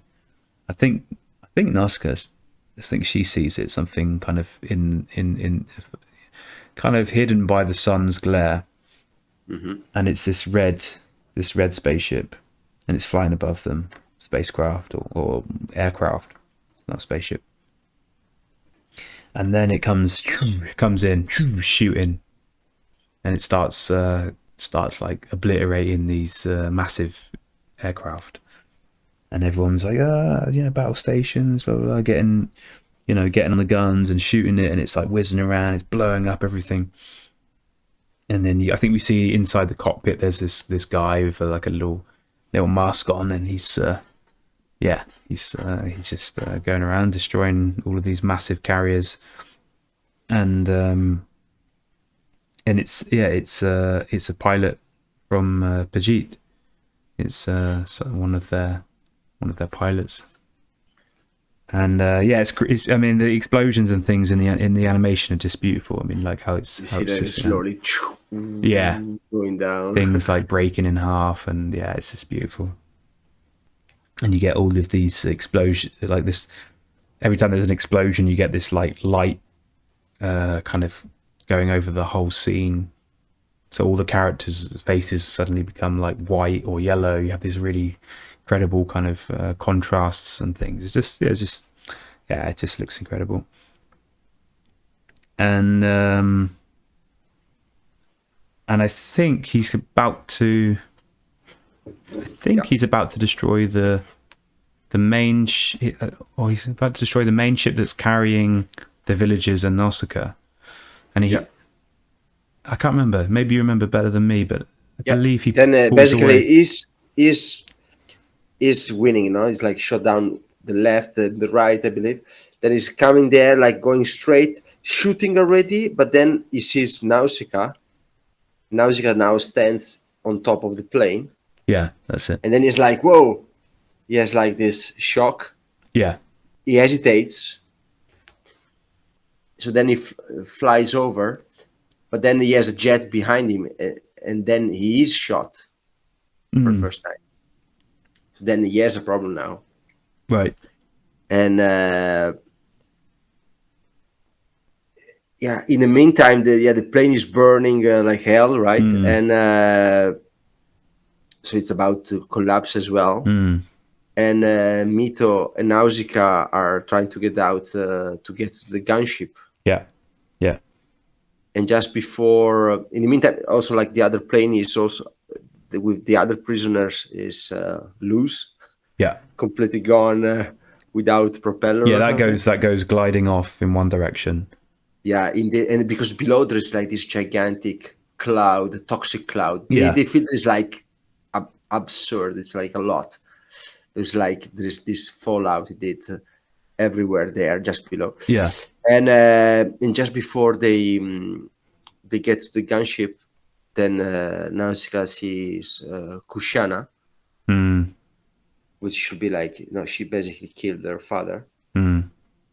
But she decides to bring her. She saves her. She could have left her in the ship, but she says, "Get in, come on, we'll escape in this gunship." And they go out, and the main one blows up behind them in the classic kind of movie set style, and then we get this kind of we got this like sort of synth music. I think we get this kind of 80s synth music, and they're kind of looking for the glider because they want to save the guys in the glider before they crash. And you get this kind of like quite tense sort of like upbeat music, what's going on, and I can't remember how, but they managed to kind of save this glider. They basically like hook on something, right? Or no, they basically she told them to drop the cargo. They don't. That's get right. Yeah, because they have the mask on. So then, which by the way, all the voice actors were doing with like paper cups. Oh yeah, to make the effect of the mask. Yeah. And Nausicaa is the same voice of Clarice from Castle of Cagliostro. But so now Nausicaa is flying close to this glider plane, and she removes the mask, and this is also a bit weird, but just to get them their attention, it's like, okay, now you have to drop the cargo. They makes the meme with the thumbs up. Oh, okay. Yeah. So they drop it, and then basically they have this. They land on water, right? They are now in the forest. So there's basically and there's this amazing reflection on the water, animated. Yeah, it's basically just a kind of forest sea, and it's like a sea within the forest, and it's crystal clear, and but you see, like when you see something like this, like from a bird's view, then and there's such a clear reflection of the water, then you know that you have to expect something coming from the water, right? It's like a little hint. Yeah, it's quite scary. I would hate to be in that situation. I'd be petrified. And when they stop, of course, Kushana is not still. Yeah, she's still in that fighting mode. She thinks she still thinks it's them versus her, and doesn't really see the bigger picture that they're in a situation now where they need to stick together to get out of here.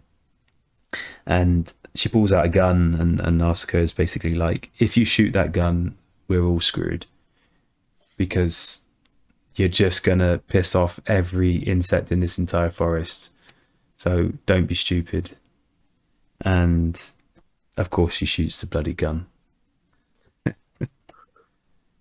And well, what comes up from the lake? What comes up from the sea? These two gigantic homes, right? Yeah. But they are blue eyes for now, right? They are, and then they do this spaghetti magic to her. Yeah, they get these kind of mini tentacles, these kind of yellow feelers, and they cocoon her, basically, Nausicaa. They kind of put her in this cocoon, and we get this imagery of what she sees, is kind of dream-like imagery, and we see this kind of tree image. And this is also where you get the Joseph Hisashi's 4-year-old daughter singing. This is when that music is first played. So it's a really nice scene, actually. It really fits really well. I think it's quite magical. And I think, is that all we see in that scene? Yeah, that's it indeed. Yeah, and then they are gone, pissed off immediately as well, but not to Nausicaa and her team. But there is something else. Something going on. Some other shooting going on. Yeah. In the forest. Yeah, exactly. And we see that this pilot of the Red Gunship is alive, and he's inside the forest, and he's basically being chased by like hundreds of these miniature insect things, and he's got a gun. It's like, they're scary as hell. They are jumping, right, and they're like closing in really, really fast. Yeah, and there is a creek there, right? Is the tempo? There is, they're closing down on him. You know that it's bad. Yeah. Nausicaa said, "Okay, guys, she gets a glider." And say them, "Okay, if I'm not back in 1 hour, fly away, fix the hook because that broke." And she goes off looking for this guy into the forest, and I think she manages to catch him as he falls off of this ledge or something, basically. And then there's even bigger creatures. Then it's like something from The Mist, like Stephen King's The Mist. It's like these huge flying, almost like scorpion kind of things, and they're massive. And then you get these really beautiful, like aerodynamic aerial shots of her and him on this glider being chased, and then it really feels like a video game in a way. That really feels Yeah, then like a video game with this and the kind of sort of dragonflies, right? Sort of. yeah, yeah. It reminded me of this old Sega game that I played as a kid. Um, yeah, just had something about it that was like that, and yeah, I think they end up just crashing into the ground. Now, because basically they are flying, but then when there is this dragonfly is like almost biting them, Yeah, and it's got pincers, they doesn't it? yeah, and then basically they just move around it. But then yes, the scorpion Ah, yeah, tail, and then the tail like make a yeah, whiplash movement that's right. against the glider, and then Nausicaa loses her mask and falls from it, and then they fall basically. Yeah, out of the frying pan into the fire, Yeah, indeed, in in this. straight into this quicksand, Yeah, which is like yeah, it's like the scene from Lawrence of Arabia, and yeah, like and this guy tried to put the mask back, but Nausicaa is just yeah, too far, and it's like, oh, we're gone, it's horrible. right? Could be the end. Yeah, So they just get sucked into it this is there. quicksand. That's it. Yeah, And then we have basically like then we go to a memory. We go to a memory of Nausicaa, and we know that because the animation style is completely different. It's more, it's a bit looser. You can see a bit more of the lines. It's a bit more kind yeah. of wavy and a bit more. There's like cross hatching. Is Yeah. not cell shaded anymore. Like the Yes. shadows are all cross hatched. So I guess it's more like let's do it manga like, Yeah. right? Yeah. It's To quite make nice this. actually. Yeah. And we see Also pencil like a little bit really indeed loose. Yeah. and we see, I think it's Nausicaa as a, I don't know, 4-year-old or something 3 Yeah. or 4, and her father is on the horse and things, and The mother too. the mother, yeah, and she's kind of getting backed up to this tree. I think And maybe all these ants around, they want yeah, to that's get there. right. Yeah, all this imagery of the hands. I don't know if that tree is the same one that's seen in the vision by the Ohm. Yeah, could be. Maybe Totoro is the tree. Yeah, The that's like, comfort yeah, tree. yeah. It's a hint towards the next film. And anyway, we find out that she's basically hiding a baby Ohm, like the size of a small dog, and she's trying to protect it, and she's crying, and she's saying, yeah, don't take it. And the father, the king, says, insects and humans can't live together. Give it here. And you see how upset she is about that. That for her, she's just a child, and it's just an insect, and it's like a puppy dog. It's like she doesn't Yeah. see any threat, any potential threat. And I guess the grown-ups see that, it's like having a lion cub. It's okay, it's a lion cub, blah blah blah. But yeah, but when it's older, it's gonna, it might be vicious. So it's something like that. But we see that she, again, that she's really has a connection with nature and creatures and things, and she loves them. She wants to protect them. This kind of thing. Yeah. And then there's like that's what probably was her pet, right? When she was a baby. Now she has a new pet that wakes her up, right? The Tato is now Yeah. coming back. Yeah. Yeah. Tato wakes her up. And then there are this amazing like cathedral space, right? Because like they are after a quicksand. Now they're like, you see this, these sort of columns, but then we discover they are white trees, right? yeah.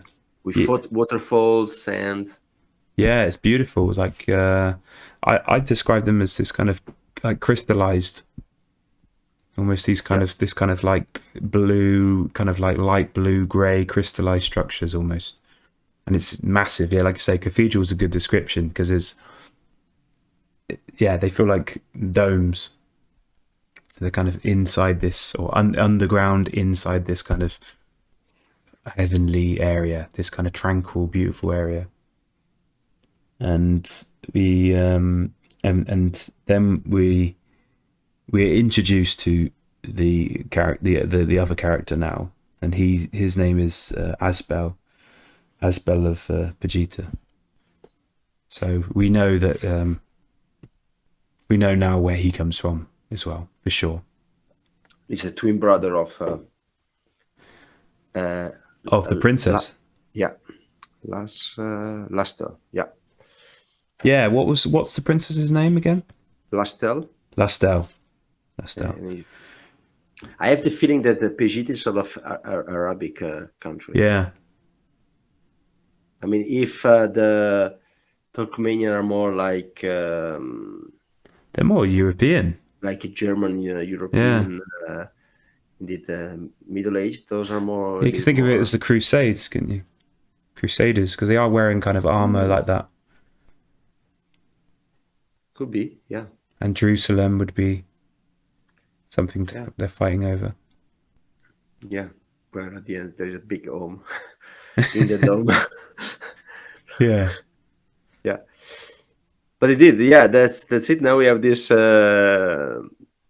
We have the first probably triagar recorded, right? On an anime. I mean, because Nausicaa is hugging the tree, you see like this brief frame of like bubbles, like of air, like there's water inside. Oh yeah. Yeah. And there's like this snowy ground, which is also a bit of a reflect. At the start of the movie, there is this also sort of snow scene when she's behind this dome of the socket of the home eye, right? She's like lying down. Yeah. But she gathers some. She kind of realizes something now, because you see that the quicksand is falling down in kind of almost like it almost feels like it builds up and then it falls down in a big how do you say pile. Big pile. So yeah. So they're below what's happening above on the floor of the forest. It sounds a bit strange, but there's kind of like 2 layers to the forest, and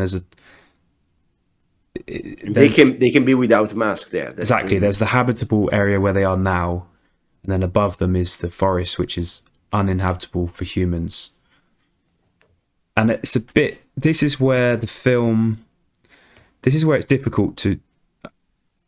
The film is 2 hours long, but obviously the manga is probably way more detailed. So this is where I kind of get lost a little bit, because I think that the forest is cleansing the world basically. But at the same time, right? The forest is cleaning up. Yeah. As when these trees or whatever decay. Yeah. When they die, then they become this sort of crystal, and then this crystal has air in there or something. They're right cleaning up. Because she kind of breaks one of these sand crystals, and it kind of just turns into this kind of dust thing. But they don't really explain what's going on here. Yeah, maybe it's a bit lost in translation. Yeah, I feel like you. Yeah, I believe it's like the trees are when the trees are dead, then they turn in basically ashes. But this is. But then, what are these big trees? These kind of they crystallized becomes ones? basically this sand. Yeah. This sort of white sand, where stuff can grow. Yeah. Like normal, like pure, not soil. Toxic. Yeah. Soil. Yeah. So anyway, you comes have back at the end as well. Exactly. You have a lot of this kind of going on in the film, where there's scenes which you kind of have to interpret a bit and read between the lines, and it's not all laid out very obviously, I feel. But anyway, I also like that it leaves it open for a lot of interpretation. But basically, we then go back to the Valley of the Wind. There's like this night scene that's like, he's giving the blanket. Oh yeah. I didn't even bother to make a note of that. No, but it's not okay. They get a bit closer, and she told, you have to come back with me in Vegeta tomorrow. We can we can help you with the value of the wind. So Mm. he's convinced we can. I have my friends who they can help you to get back the value of the wind, right? Yeah, and we'll find out about that. Yeah, well, indeed. And, and in the castle, they are working hard now in this the monster. Yeah, yeah. And And we see basically that the egg is maturing, and you see that it's quite cool. This shot, you have like the veins and these tentacles, and everything's pulsating, and it's kind of starting to expand within its environment a bit. And you got steam, and you get all of this kind of this real vibe of what's going on here. This kind of weird, almost like Frankenstein type thing that's being grown, and I felt like it was a lot like the H.R. Geiger illustrations.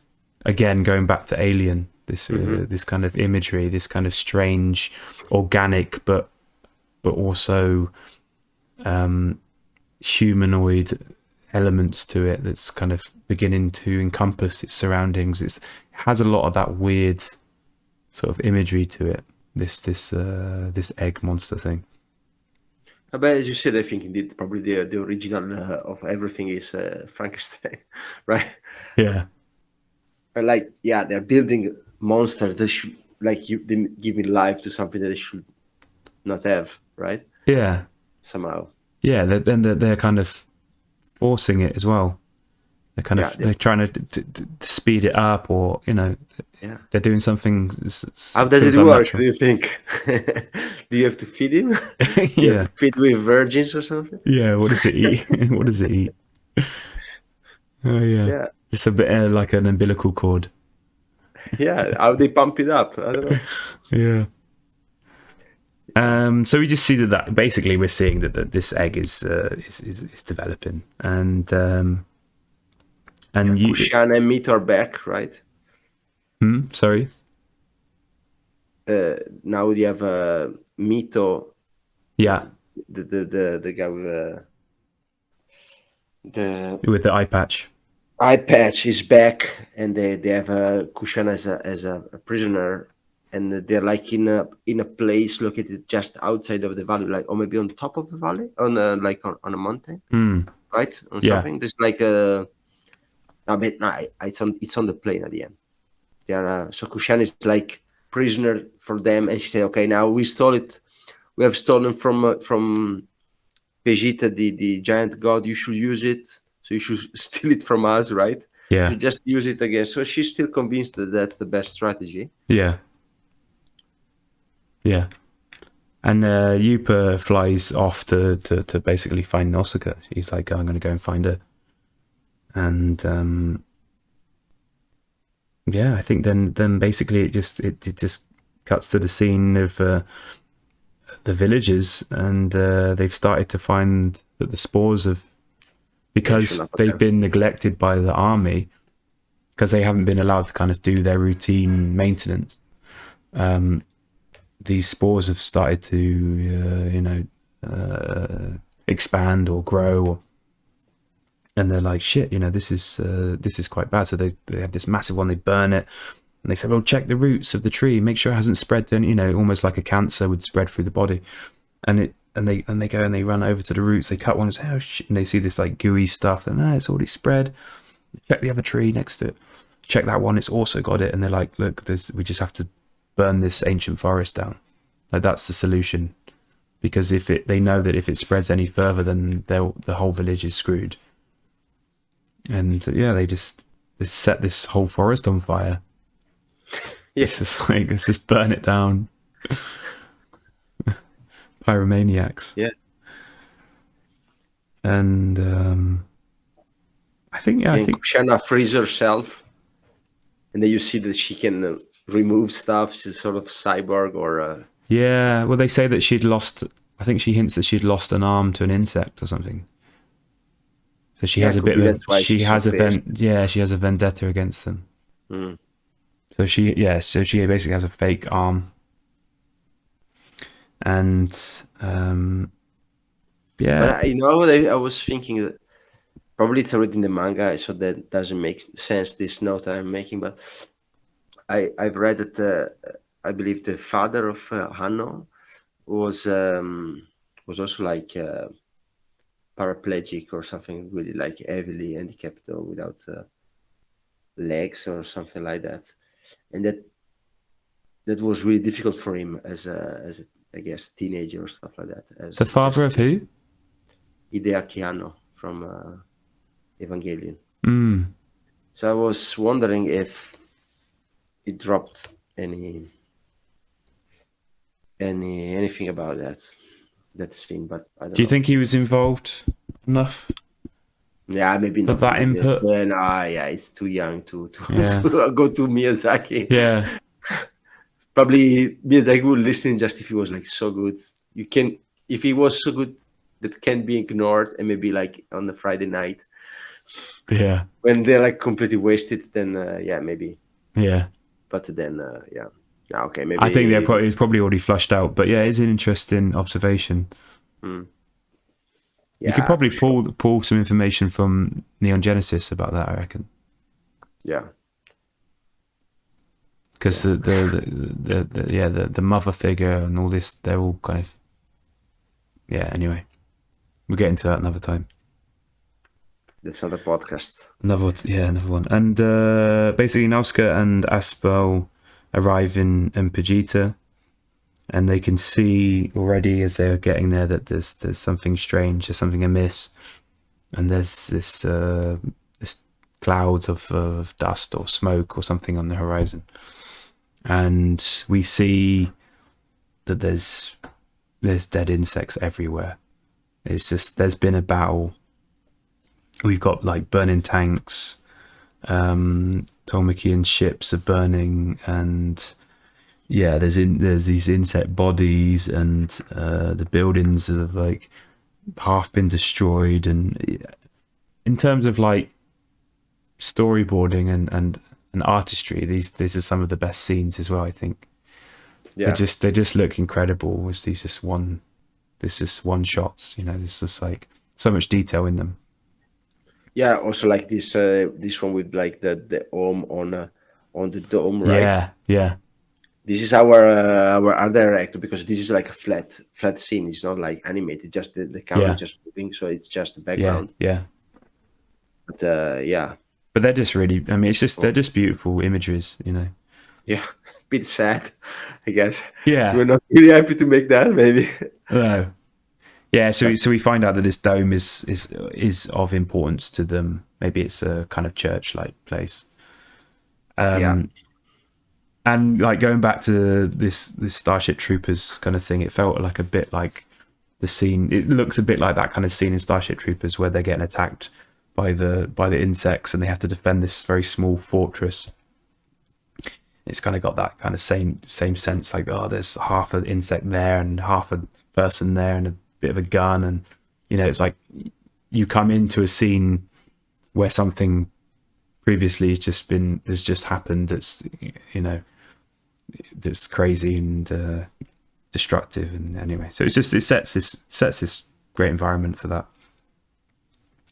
And then a Pagita aircraft arrives. I think they leave the town. This aircraft arrives, and Aspel's like, "Hey, it's my buddies, it's my friends. Like, we'll be, you know, yay, everything's gonna be fine."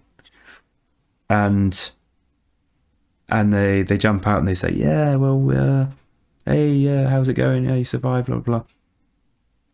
So yeah, we've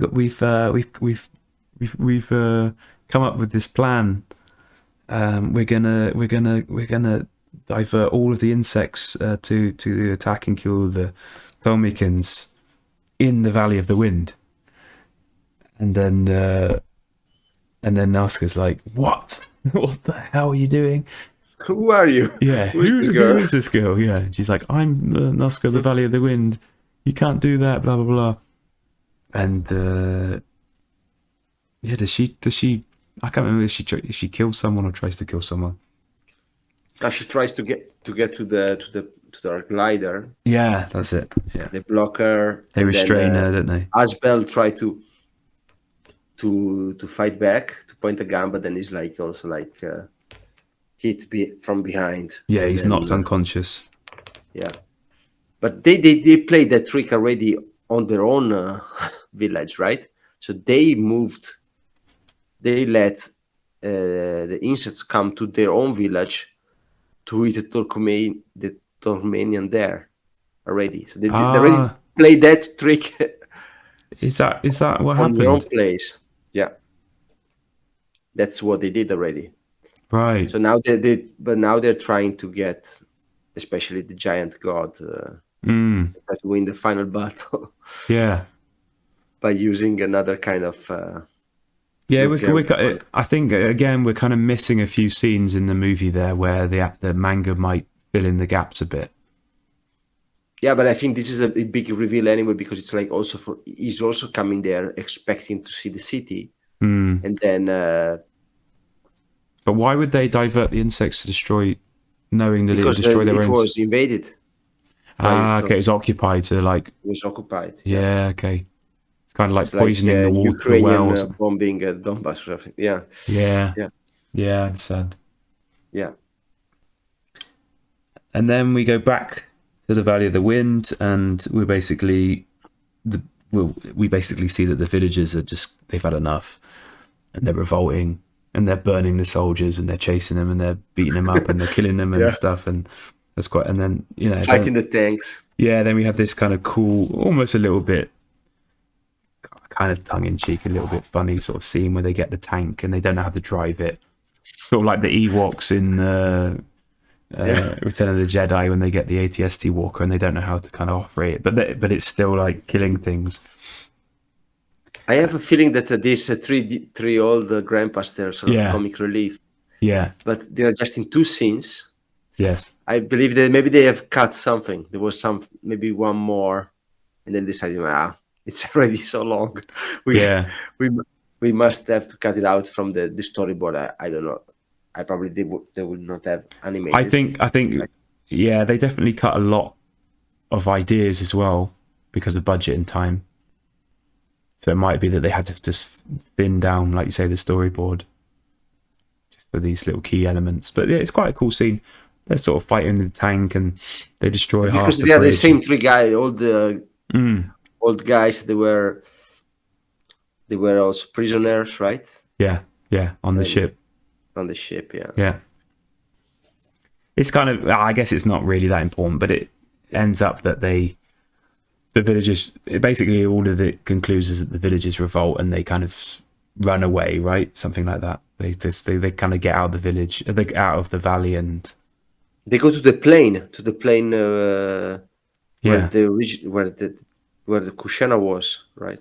Yeah. And then we go back to Nausicaa, and she's imprisoned on this. Now she's imprisoned by the Bajit on their ship, Bajita, and a woman and a young girl come in to her kind of cell, we'll say a jail cell, and she says, "Quick, exchange clothes, and here you pretend to be my daughter and my daughter pretend to be you, blah blah blah." And they say, yeah, Aspel explained everything to us, what he saw in the Sea of Decay with you, and basically you're right and we're sorry, and does she say that she's the mother of she was the mother of Aspel and Lastel, what was it again? Levestel? Lastel and Lastel, the princess at the start that dies. Yeah. So she feels bad as well, and she obviously understands that Nausicaa tried to save her daughter's life and things. So now she has a red dress on, right? So that's the. So now Nausicaa is in red, which we worked out is the color of rage. Yeah. If we're looking at the red and blue. Yeah. And yeah. And she's basically get back to her glider, was also hidden, and Asbel is there again. But then when they're like about to leave, they opened up. There is a plane for Turkmenian again. Yeah. Yeah. Uh, and then they start chasing each other on the toxic clouds.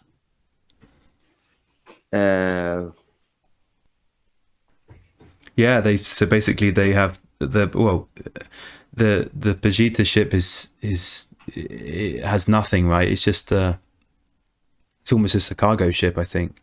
Yeah, Whereas I think the so. Tomakian one is like fully gunned and is an attack ship.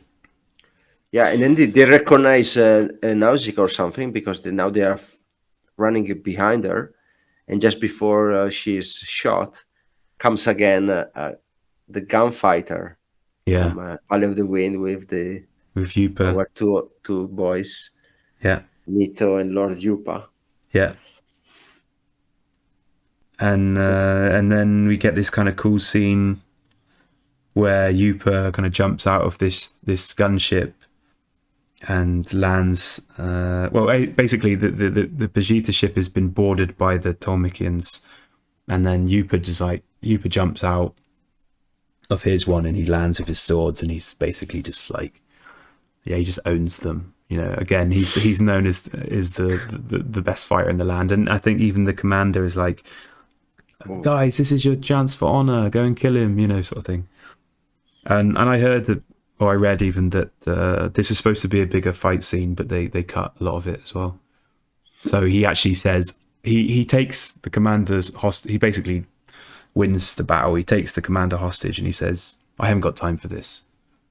And I think they wanted it to be a bigger fight scene, but they just it was too much to animate, unfortunately. Because it's kind of where you want to see this Lord Yupa really, like, why is he known as the best fighter? You want to see this kind of this battle, you know. yeah. And but looking, because we have seen recently Castle of Cagliostro, do you recognize also that the Turkmenian soldiers, like a foot soldier, there are also some similarities with this um, secret ninjas from the Castle of Mm, Cagliostro, right? There is sort of, yeah, probably because they're sort of anonymous behind the mask, yeah, they can draw them, a lot of them, really easily. But it's a trick that Miyazaki used again, basically, but also with a cool design because the suit of armor is beautiful, right? yeah. I agree with you. Yeah, it's just copy and paste. Makes life easier, I guess. For the animators, yeah. But yeah, there's something similar about their energy as well. Yeah, they're also cruel and Yeah, masked up. yeah, exactly. And yeah,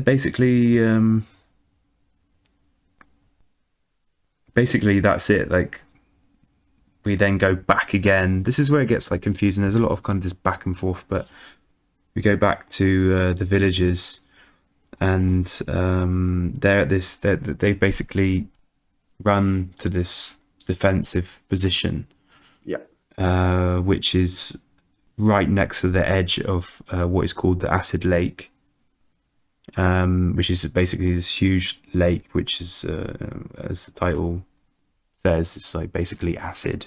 You just imagine it's like car batteries, just full of car batteries and hydrogen peroxide or whatever. But there's this kind of massive. I think they say it's a spaceship, but it kind of looks like a submarine. But I think it's still the plane yeah, where but it's an old plane. another plane. I Yeah, think it's maybe. been there a long time because they say Hmm. something like this was a ship that had once seen the stars or something. Oh, okay. I think that's what they're talking about. That this is like, you know, this is an old ruin, almost like a site of antiquity, you know. Hmm. And they say yeah, it was before the 7 Days of Fire. So this is this is at least 1,000 year old Okay, okay, thing. okay. I think anyway. It's what I made note of. So they're in this huge spaceship kind of remnants kind of shell, and and the and the Tomican army are basically opposite them and in battle formation with their tanks and stuff, and it's this sort of standoff. And then I'm not sure who notices it, but they go, huh? The wind stopped. This is something that's bad. That's really bad, yeah. It's called the Valley of the Wind, and the wind stops. There's something's going on. And they're like, what the hell? Everything goes silent, everything. And we see basically what the plan of the Pajit is, and we see these thousands of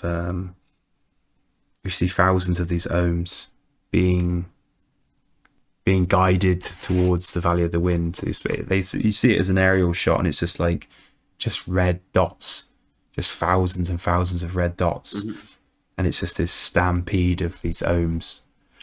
And so like the blind woman with kids, like, oh, it's gonna be okay. It's really make you feel like, oh, this is bad, even for children.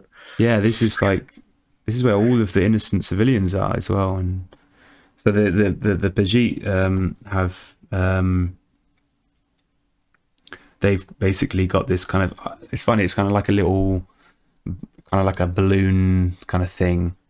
It's really hard. Cold. It's almost like what Bowser would fly around in Mario, something like this kind of little. Yeah, perfect indeed. Yeah. And hanging down is a baby ohm, and it's been like snared, and it's dripping with its kind of own like blood, and yeah, it's quite sad actually. It's almost like what they might do. They might have done when people were hunting, hunting in Africa, wild animals. They might, deliberately capture and injure one of the young. It's similar with fishing, right? You also do the like the on a hook. How do you call it in English? The maggots? Yeah, but when something is on a hook. Yeah, bait. To catch fish. Bait. Yeah. Yeah, it's the bait. Yeah, it's a bait. Yeah. And in this case, not to eat it, but it's like to piss them off. Yeah, it's basically like this baby is crying out in pain, and they're all stampeding in the direction, and it's flying towards the Valley of the Wind. And Nausicaa's like, I'm not having this. I'm not having this. This is no. And she's the whole time she's been like speeding there as fast as possible in the gunship, like almost burning it to its limits. And I think she gets on her glider. Yeah, she breaks like she's in the back, and then she gets like a part of the inside of the cockpit, just to then glide back into the glider because it was towed. Yeah, in the back, and then she's in front of, because there are like two guys on this Bowser flying turtle. Yeah. One is like having doubts, like the other one's like, no, she's an enemy, just shoot her down. Yeah, one's older and one's a bit younger, and then they can't shoot her because she's so fast. And yeah, but at the same time, it's also like this. Oh, like Asbel before, like, oh, yeah, he looks through. Yeah, he looks through the sides. He looks like a sister. Yeah. Of the other one, he looks like the princess. Yeah, he looks like the princess. Exactly. Again, he's like, oh, shit, I can't shoot her. She's basically, she could be my sister. But she does get shot. She gets like a wound on her shoulder and her leg or something. And she crashes against them. Yeah. And they go smashing into the sand or whatever, this little island within the lake. And she manages to kind of free the ohm, and she kind of communicates with it, and it gets angry. She says, "No, don't get angry. I'm trying to help you," kind of thing. And it's basically trying to he's pushing it, right? Yeah, it's trying to get back to its family, and it's pushing, and she's like, "Don't go in there. That's acid lake. You're gonna die." And it's like, doesn't understand, and she's pushing and pushing, and it pushes her into the lake, or basically her foot. She screams like in pain. And then it realizes like what's going on, and it lets her kind of step out of the water, and like her legs, like you don't see anything, but it's all burnt. But she's like basically, yeah. And it's quite horrible because it's dripping with this kind of liquid as well. It's kind of like dark blue kind of blood at the same time. It's quite Yeah, graphic. and this is important because this blue blood is making her dress from red to blue. Right. So Yeah. her dress Changes color. changes color. Yeah. Yeah. Yeah. That's a good observation. And the thing is, though, that what she thought was going to happen was that the horde of Ohm, thousands, tens of thousands of Ohm, were going to stop once she'd, got the baby Ohm. They then get distracted because the tanks and the army have decided it's a good idea to start shooting at them. So they then turn 45 degrees and go off towards the army, and she's like, no, shit. And yeah, then that's what can they do? I mean, they've got the Ohm running towards the army, the villagers are in between, Nausicaa's with the baby one. This guy's screwed basically. And then we see Kashana kind of walking on the horizon on top of this kind of sand dune, and behind her is this god warrior. So the egg has been hatched prematurely, and this is an incredible scene, and this is the scene which was animated by Anno. What's his first name? Hideaki Anno. So he's famous for animating this scene, and apparently it was difficult because it's a mixture of organic forms and mechanized forms, and I think Miyazaki was looking for someone with talent to do it because he didn't want to have to also. I don't think he trusted anyone to do it so well. I think Anno had actually had the ability, and he pulls it off, and it's I think Suzuki, the producer. But Suzuki is also involved, of course. Yeah, I think they even praise it as one of the best scenes in the film, and you can see. I mean, it's incredible. It's like there's so much going on because it's dripping flesh. Mm-hmm. There's steam. It's oozing. It's moving. It's crawling. It's like it's this whole incredible monster, and then you start to think. Then you start to think of Neon Genesis. And these kind of monsters, and obviously where that imagery has kind of come from in a way. And it also reminds me a lot of the 1986 David Cronenberg film The Fly, which is of course 2 years afterwards. But there's a very similar scene at the end of The Fly where it's crawling out of the teleporter pod, and it's half alive, half dead, half robot, half fly, half human, and it's kind of it's just like it's in pain, and there's a similar movement to it as well. And I don't know, I don't think Cronenberg necessarily watched Nausicaa, the Valley of the Wind, but there's something similar going on there in the 80s. There's a lot of weird monsters in this period of cinema. It's like it's freaky stuff. And basically the commander, she says, now do your thing, like destroy them, this is what I raised you for, and opens its mouth. It's massive. I don't even know if you see it, but it's just like basically just a nuke comes out of its mouth. But it's really like a cannon, right? Yeah. Like Godzilla. Yeah, exactly. And it just blows up basically like a nuclear bomb sort of explosion on the Ohm.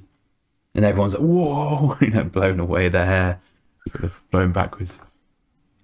And this immediately starts again, right? Starts again. Yeah, it's just, they just keep coming. And that reminded me as well, that kind of reminded me again of the weapons in Final Fantasy VII, which actually I will say now is Hironobu Sakaguchi, who made the Final Fantasy franchise, he's even said that Nausicaa is a big influence on the franchise Oh and yeah, on the there work. is indeed the one that is like with like this ray, and then it's like with explosion, right? Like Yeah, that. so in Final Fantasy VII, there's these things in the third disc that are called the weapons, and they're basically like this. There's these massive creatures which the planet has made to defend Earth from an attack, and there's 6 of them or something: ruby weapon, emerald weapon, and diamond and things, and they basically like this, a big, massive monsters like Godzilla kind of monsters which can, yeah, just have laser beams and all kinds of stuff. But this kind of laser beam with the explosion like this, it's like first a sound and then laser beam like making like a cut and then things jumping. I think it's also like one of the attacks in maybe 7 or 8. Yeah, yeah. Like There's this, like sound first, yeah, and and then then it's like, silence, and then and then this laser beam going moving horizontally maybe, and then it's like everybody's jumping. yeah. We should look up. Well, I Yeah. think I mean, like I said, Sakaguchi said that they were inspired by it, so I wouldn't be surprised if there's something going on, there anyway. Mhm. But yeah, so you get this. It's just an incredible scene. But again, I read that it was cut short. But actually, that was supposed to be a bigger scene, longer scene. There's supposed to be a bit more to it, but they just had to cut it. And but it doesn't work. This huge monster just starts to decay in front of them, and it just falls. It's premature, and it just turns into like a blob of all of the flesh falls off, and it becomes a skeleton again. And it's kind of sad in a way. Yeah, but he shot twice, right? Yeah, Properly. there's Then, 2. when he was in the third one, it's like, It's already like, and then everyone's like, "Well, this is it. Then if we're definitely screwed, there's absolutely nothing we can do now." But Nausicaa comes, of course, with the baby on her glider, and everyone sees that she's like in she's front of coming them. with the Bowser thing, right? Oh She's yeah, been sorry, pulled- not the glider. Let's say the Bowser thing. Yeah, she lands in front of them, like I don't know, 200 meters in front of them. She's there with the baby Ohm, and she's like, she's hoping that they're all going to suddenly stop, and that's that's it. But they smash right through her. They plow through her. It's just like she goes flying into the sky. You see her fall amongst them. Even the baby just disappears. And the Ohm just goes smash, I think, through the army and into the side of the spaceship where the villagers are, and they're just raging, they're stampeding, they're just completely pissed. And the film could have ended there in a way. Mhm. But it doesn't. And we see the perspective of Yupa and Aspel from the sky, and they're in the aircraft, in an aircraft, or the aircraft, and they're looking down, and they see that all of this kind of this scene of red eyes slowly becomes blue. It starts to become blue, which we know symbolizes that they've stopped raging. And we see that Nausicaa is actually is surrounded by the Ohm, and she's dead. She's basically dead, and the baby Ohm sort of approaches her, and then we get this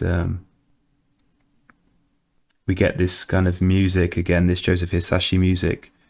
It starts coming in, and it's I looked it up because I was like, oh, it sounds so familiar, this music, and it's actually taken a lot from Handel, from the Suite Number 4 in D minor, and it's this kind of I don't know, quite melancholic or quite emotive music score that they play, and basically what happens is the Ohm have surrounded her, and sort of similar to the earlier part of the film, they kind of use their tentacles. They all start to bring out their tentacles and inspect her, and Yeah, they bring her up. yeah, they raise her up, Raise her up. and I guess I kind of interpret it that they can kind of pick up on her memories or her feelings or something. You know, I think they know that she has a good heart, and that she's, like I say, tried to save them in the past, and she's not malicious and something like that. So they hold her up, and they begin to heal her wounds with their magic and stuff, and she's basically put up on this golden blanket. She's kind of elevated, and she comes away. She's not unconscious anymore, and she's not dead. And you sort of see it as if she's kind of like a religious figure. It's sort of like, you know, that kind of Christ reborn sort of thing. It's got a lot of that sort of sense to it. And then we go to we cut to Obaba and the kids that she's with, and they say, look, she's Tell me what is happening. yeah, describe what my eyes can't see. And she says, the kids say, yeah, she's Nausicaa's in blue robes, and she's walking on this golden light. And Obaba's like, that's the legend of the person that would save us, blah blah blah. And I don't know, it all kind of comes together and clicks that Nausicaa was the one that was going to show everyone this new world. And yeah, it's a little bit corny. It feels a little bit cheesy at the end sometimes.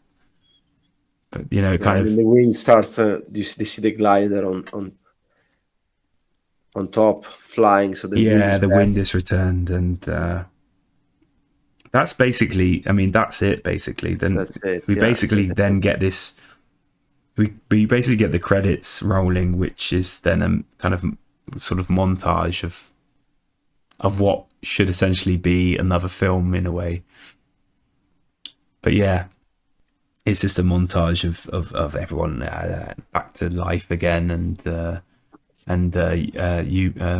Lord Yupa is with Aspel on their chocobo ostriches running around, and you know, it's kind of like a roundup of what's happened.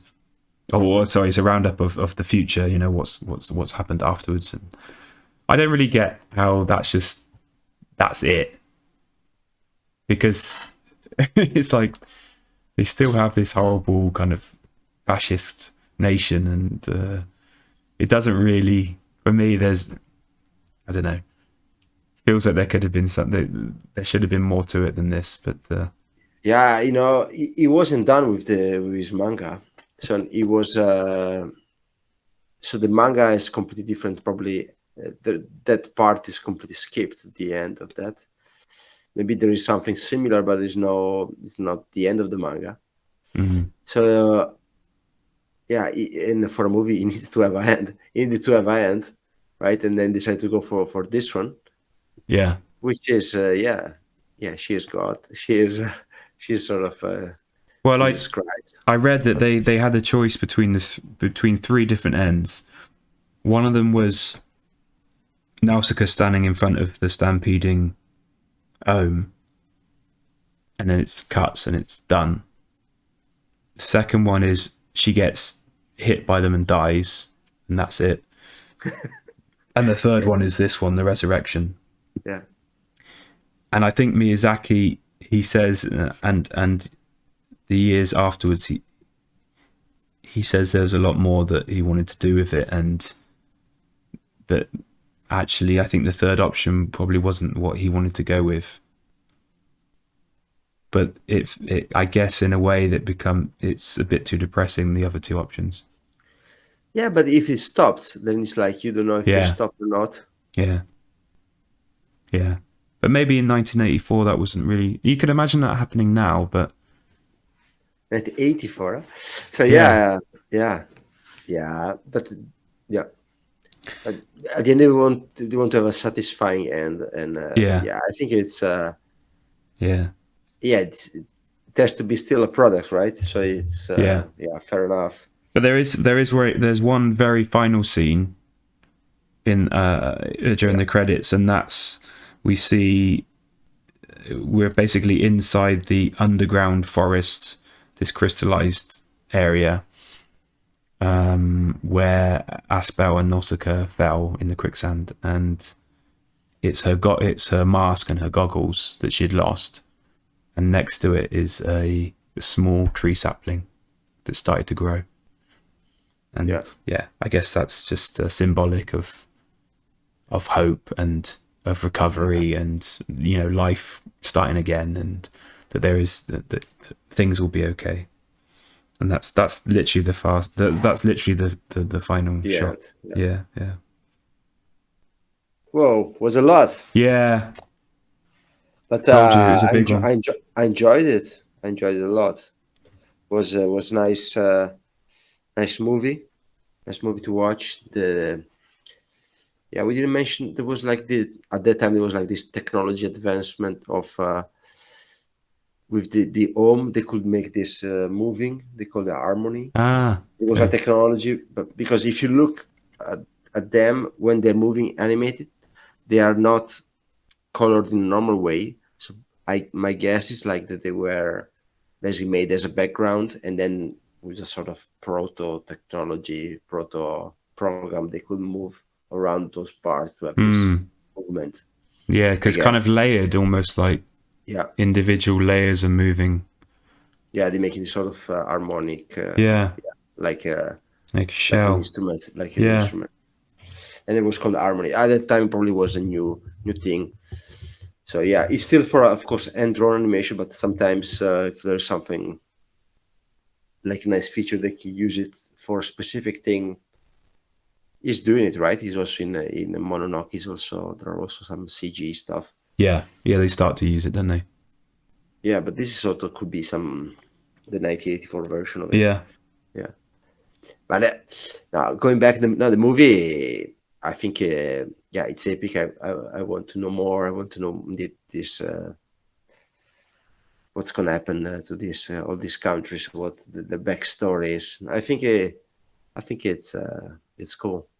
yeah. But Miyazaki does say that again that he kind of he wanted to do more with the end.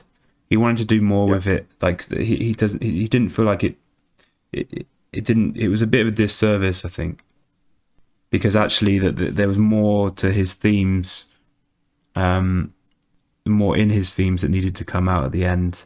And I think he says something like he wanted this kind of Copernican revolution.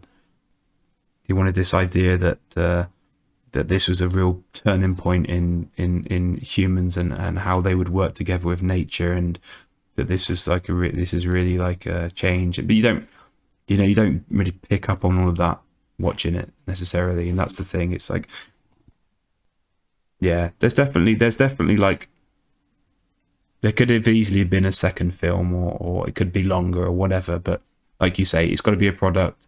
People got to watch it. I don't think people want to sit down and watch 3 hours of animation back then, but it yeah, feels like he has some kind of regrets, but yeah. yeah. I guess this is also a bit our dude, right? He's like that. He's never happy. Yeah, He's never gonna watch back his stuff, yeah. especially the old stuff. And I read indeed that it was asked a lot to make a sequel. Mm, And when after the wind also rises yeah. was sick and was like on a bed, and they're like, oh, maybe maybe that's it. He said to Hideaki, no, okay, if I'm dead, Yeah. you can make Nausicaa too. Oh yeah. Yeah. But before, actually, now the story is like he asked him, can I do it? Oh Can I do the really? sequel? And he said no. Do you think that that deal still holds strong? Yeah, I mean, yeah, that one day yeah. we might get an Nausicaa too. I don't know. I think then maybe then He could Hideaki do a Anno doesn't want to do it. he could do a He doesn't want prequel. to. I reckon he could do a bloody good prequel. Yeah, then we get a little bit in the George Lucas situation, right? It's gonna Yeah, be like Star Wars and yeah, like yeah. every year new a new movie. Yeah, then it'll be like another part of the planet, a completely different story. Yeah, Yeah. I'm gonna grab the manga and all the 7 volumes. It's gonna be 7 new movies. Well, Yeah, we're here for it. yeah, we're waiting. Yeah, we're waiting. Yeah, no, but I enjoyed it. Yeah, But yeah. go on. No, but at the same time, it's like it is a long movie. At the same time, you want to know more. It's like, oh, Lord Yupa is so cool. I want Yeah, to know more. yeah, Like, yeah, I think they could have cut a little bit of the flying, but it's Miyazaki, so yeah, he likes that, yeah. He wants right? that, doesn't he?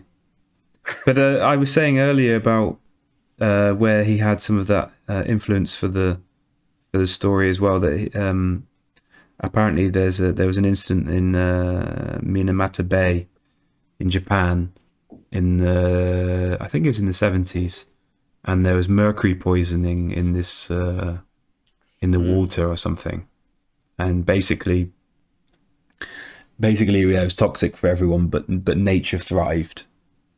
The nature still managed to do really well there, and probably because people weren't destroying it. And I think that's what he's talking about in the movie as well, isn't it? It's that nature can actually do quite well without people. It actually does better. It does better without us in a way. Yeah, like Fukushima is also like this now, right? Yeah. Because like 10 years, there's like I believe there's an area where it's like nobody's allowed, Yeah. and yeah, the nature is Yeah. because everything was like new. Because Yeah. it was like a city, and so there's stuff like it was like 2011, Yeah. like gas station stuff like that, and now it's like completely covered Yeah. in forest because of course it's so tropical weather and Yeah. stuff grows like hell, like all the bugs. Yeah. Like They're also, little Godzillas walking around. yeah, because Japan it has this kind of weather, so there are a lot of bugs. Yeah. Yeah. They're also making fun. There's like I think there's in one of the writings of Miyazaki says like, oh, I see these movies, Western movies, and it's like people just sleeping on the ground in the forest. It's like, yeah, if it was in Japan, it would be covered in bugs. Yeah. Christ. Yeah, I think that's why they have Pokemon. That's why they love the bugs because they can collect them. And when they were kids, they all having these little vases, and every kid is like, Yeah, oh, that's I where the want on this concept one, comes on from. this one. Yeah. Yeah, yeah. Yeah. But you need to have a lot of them to do that, I guess, right? Yeah. To be a collector. Yeah, yeah. But yeah, there's lots of there's sort of lots of influences and things. There's the name Nausicaa comes from a character in Homer's Odyssey, so that goes back to our kind of Greek sense of Greek mythology. She's basically if I recall well, she's supposed to be like in the Caribbean or something, but but it's like in an island, and then it's like, oh yeah, my wife is far away and she's really nice with him, and then they have like a little thing when it's just I believe it's just after the sirens. Okay. It's like, oh, it's like cast away, and then it's like landed up in this Amazon's land, and Nausicaa is basically the boss of it. Okay. Yeah. Yeah, I should have read it better, but yeah, I read it a long time ago. And then, we get Long Afternoon of Earth by Brian. How would you say Aldiss? This is just what I looked up. I haven't read this or anything, but it's a science fiction novel, and it's basically the idea that the Earth has stopped rotating, and only one side of the Earth is constantly facing the sun.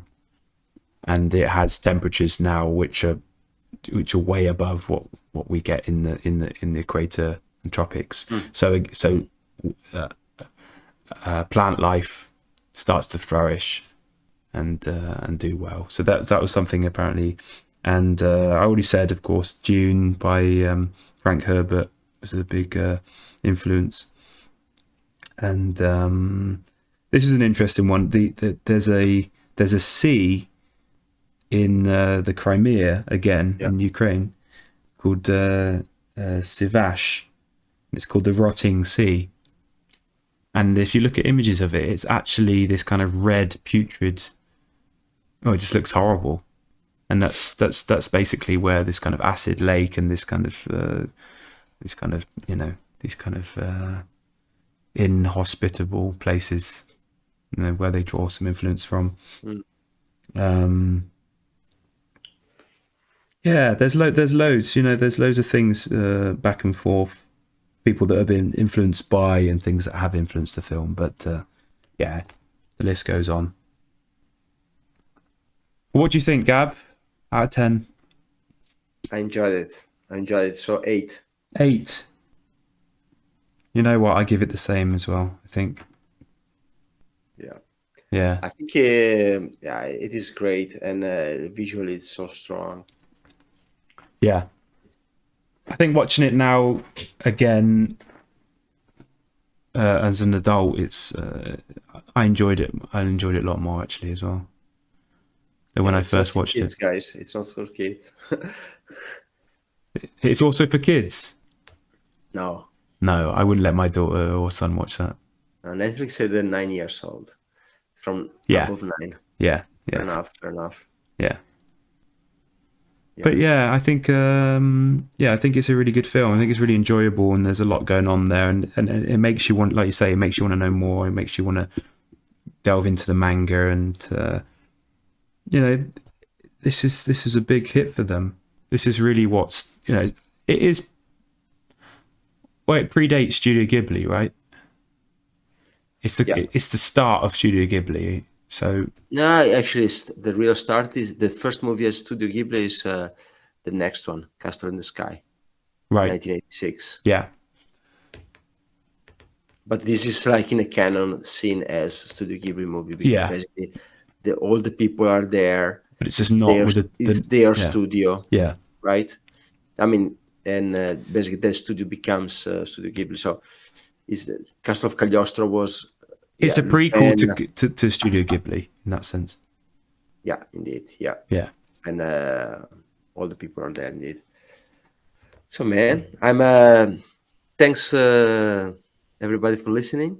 It was a long one, but it was a cool one, right? Yeah, it was a great one, and I know it's been a long one, and thank you for listening to the end. Don't forget to follow us on Instagram, bon.giorno. And of course on our YouTube channel, where you're hopefully listening to this, Buongiorno podcast. And as I said last time, the website is still in development, but it's, I'd say, 90 to 95% done. So we're really excited to get that out there and show you guys what we've been busy with. And thanks for listening. It's been a real pleasure speaking with Gab, and I hope you guys enjoyed it. Yeah, for sure. Yeah, and please like, subscribe, comment. What was your favorite scene, and which movie should we do next? But we have a long list, but we're always open for suggestions. So have a good one, guys, and see you next time. Take care, guys. Bye.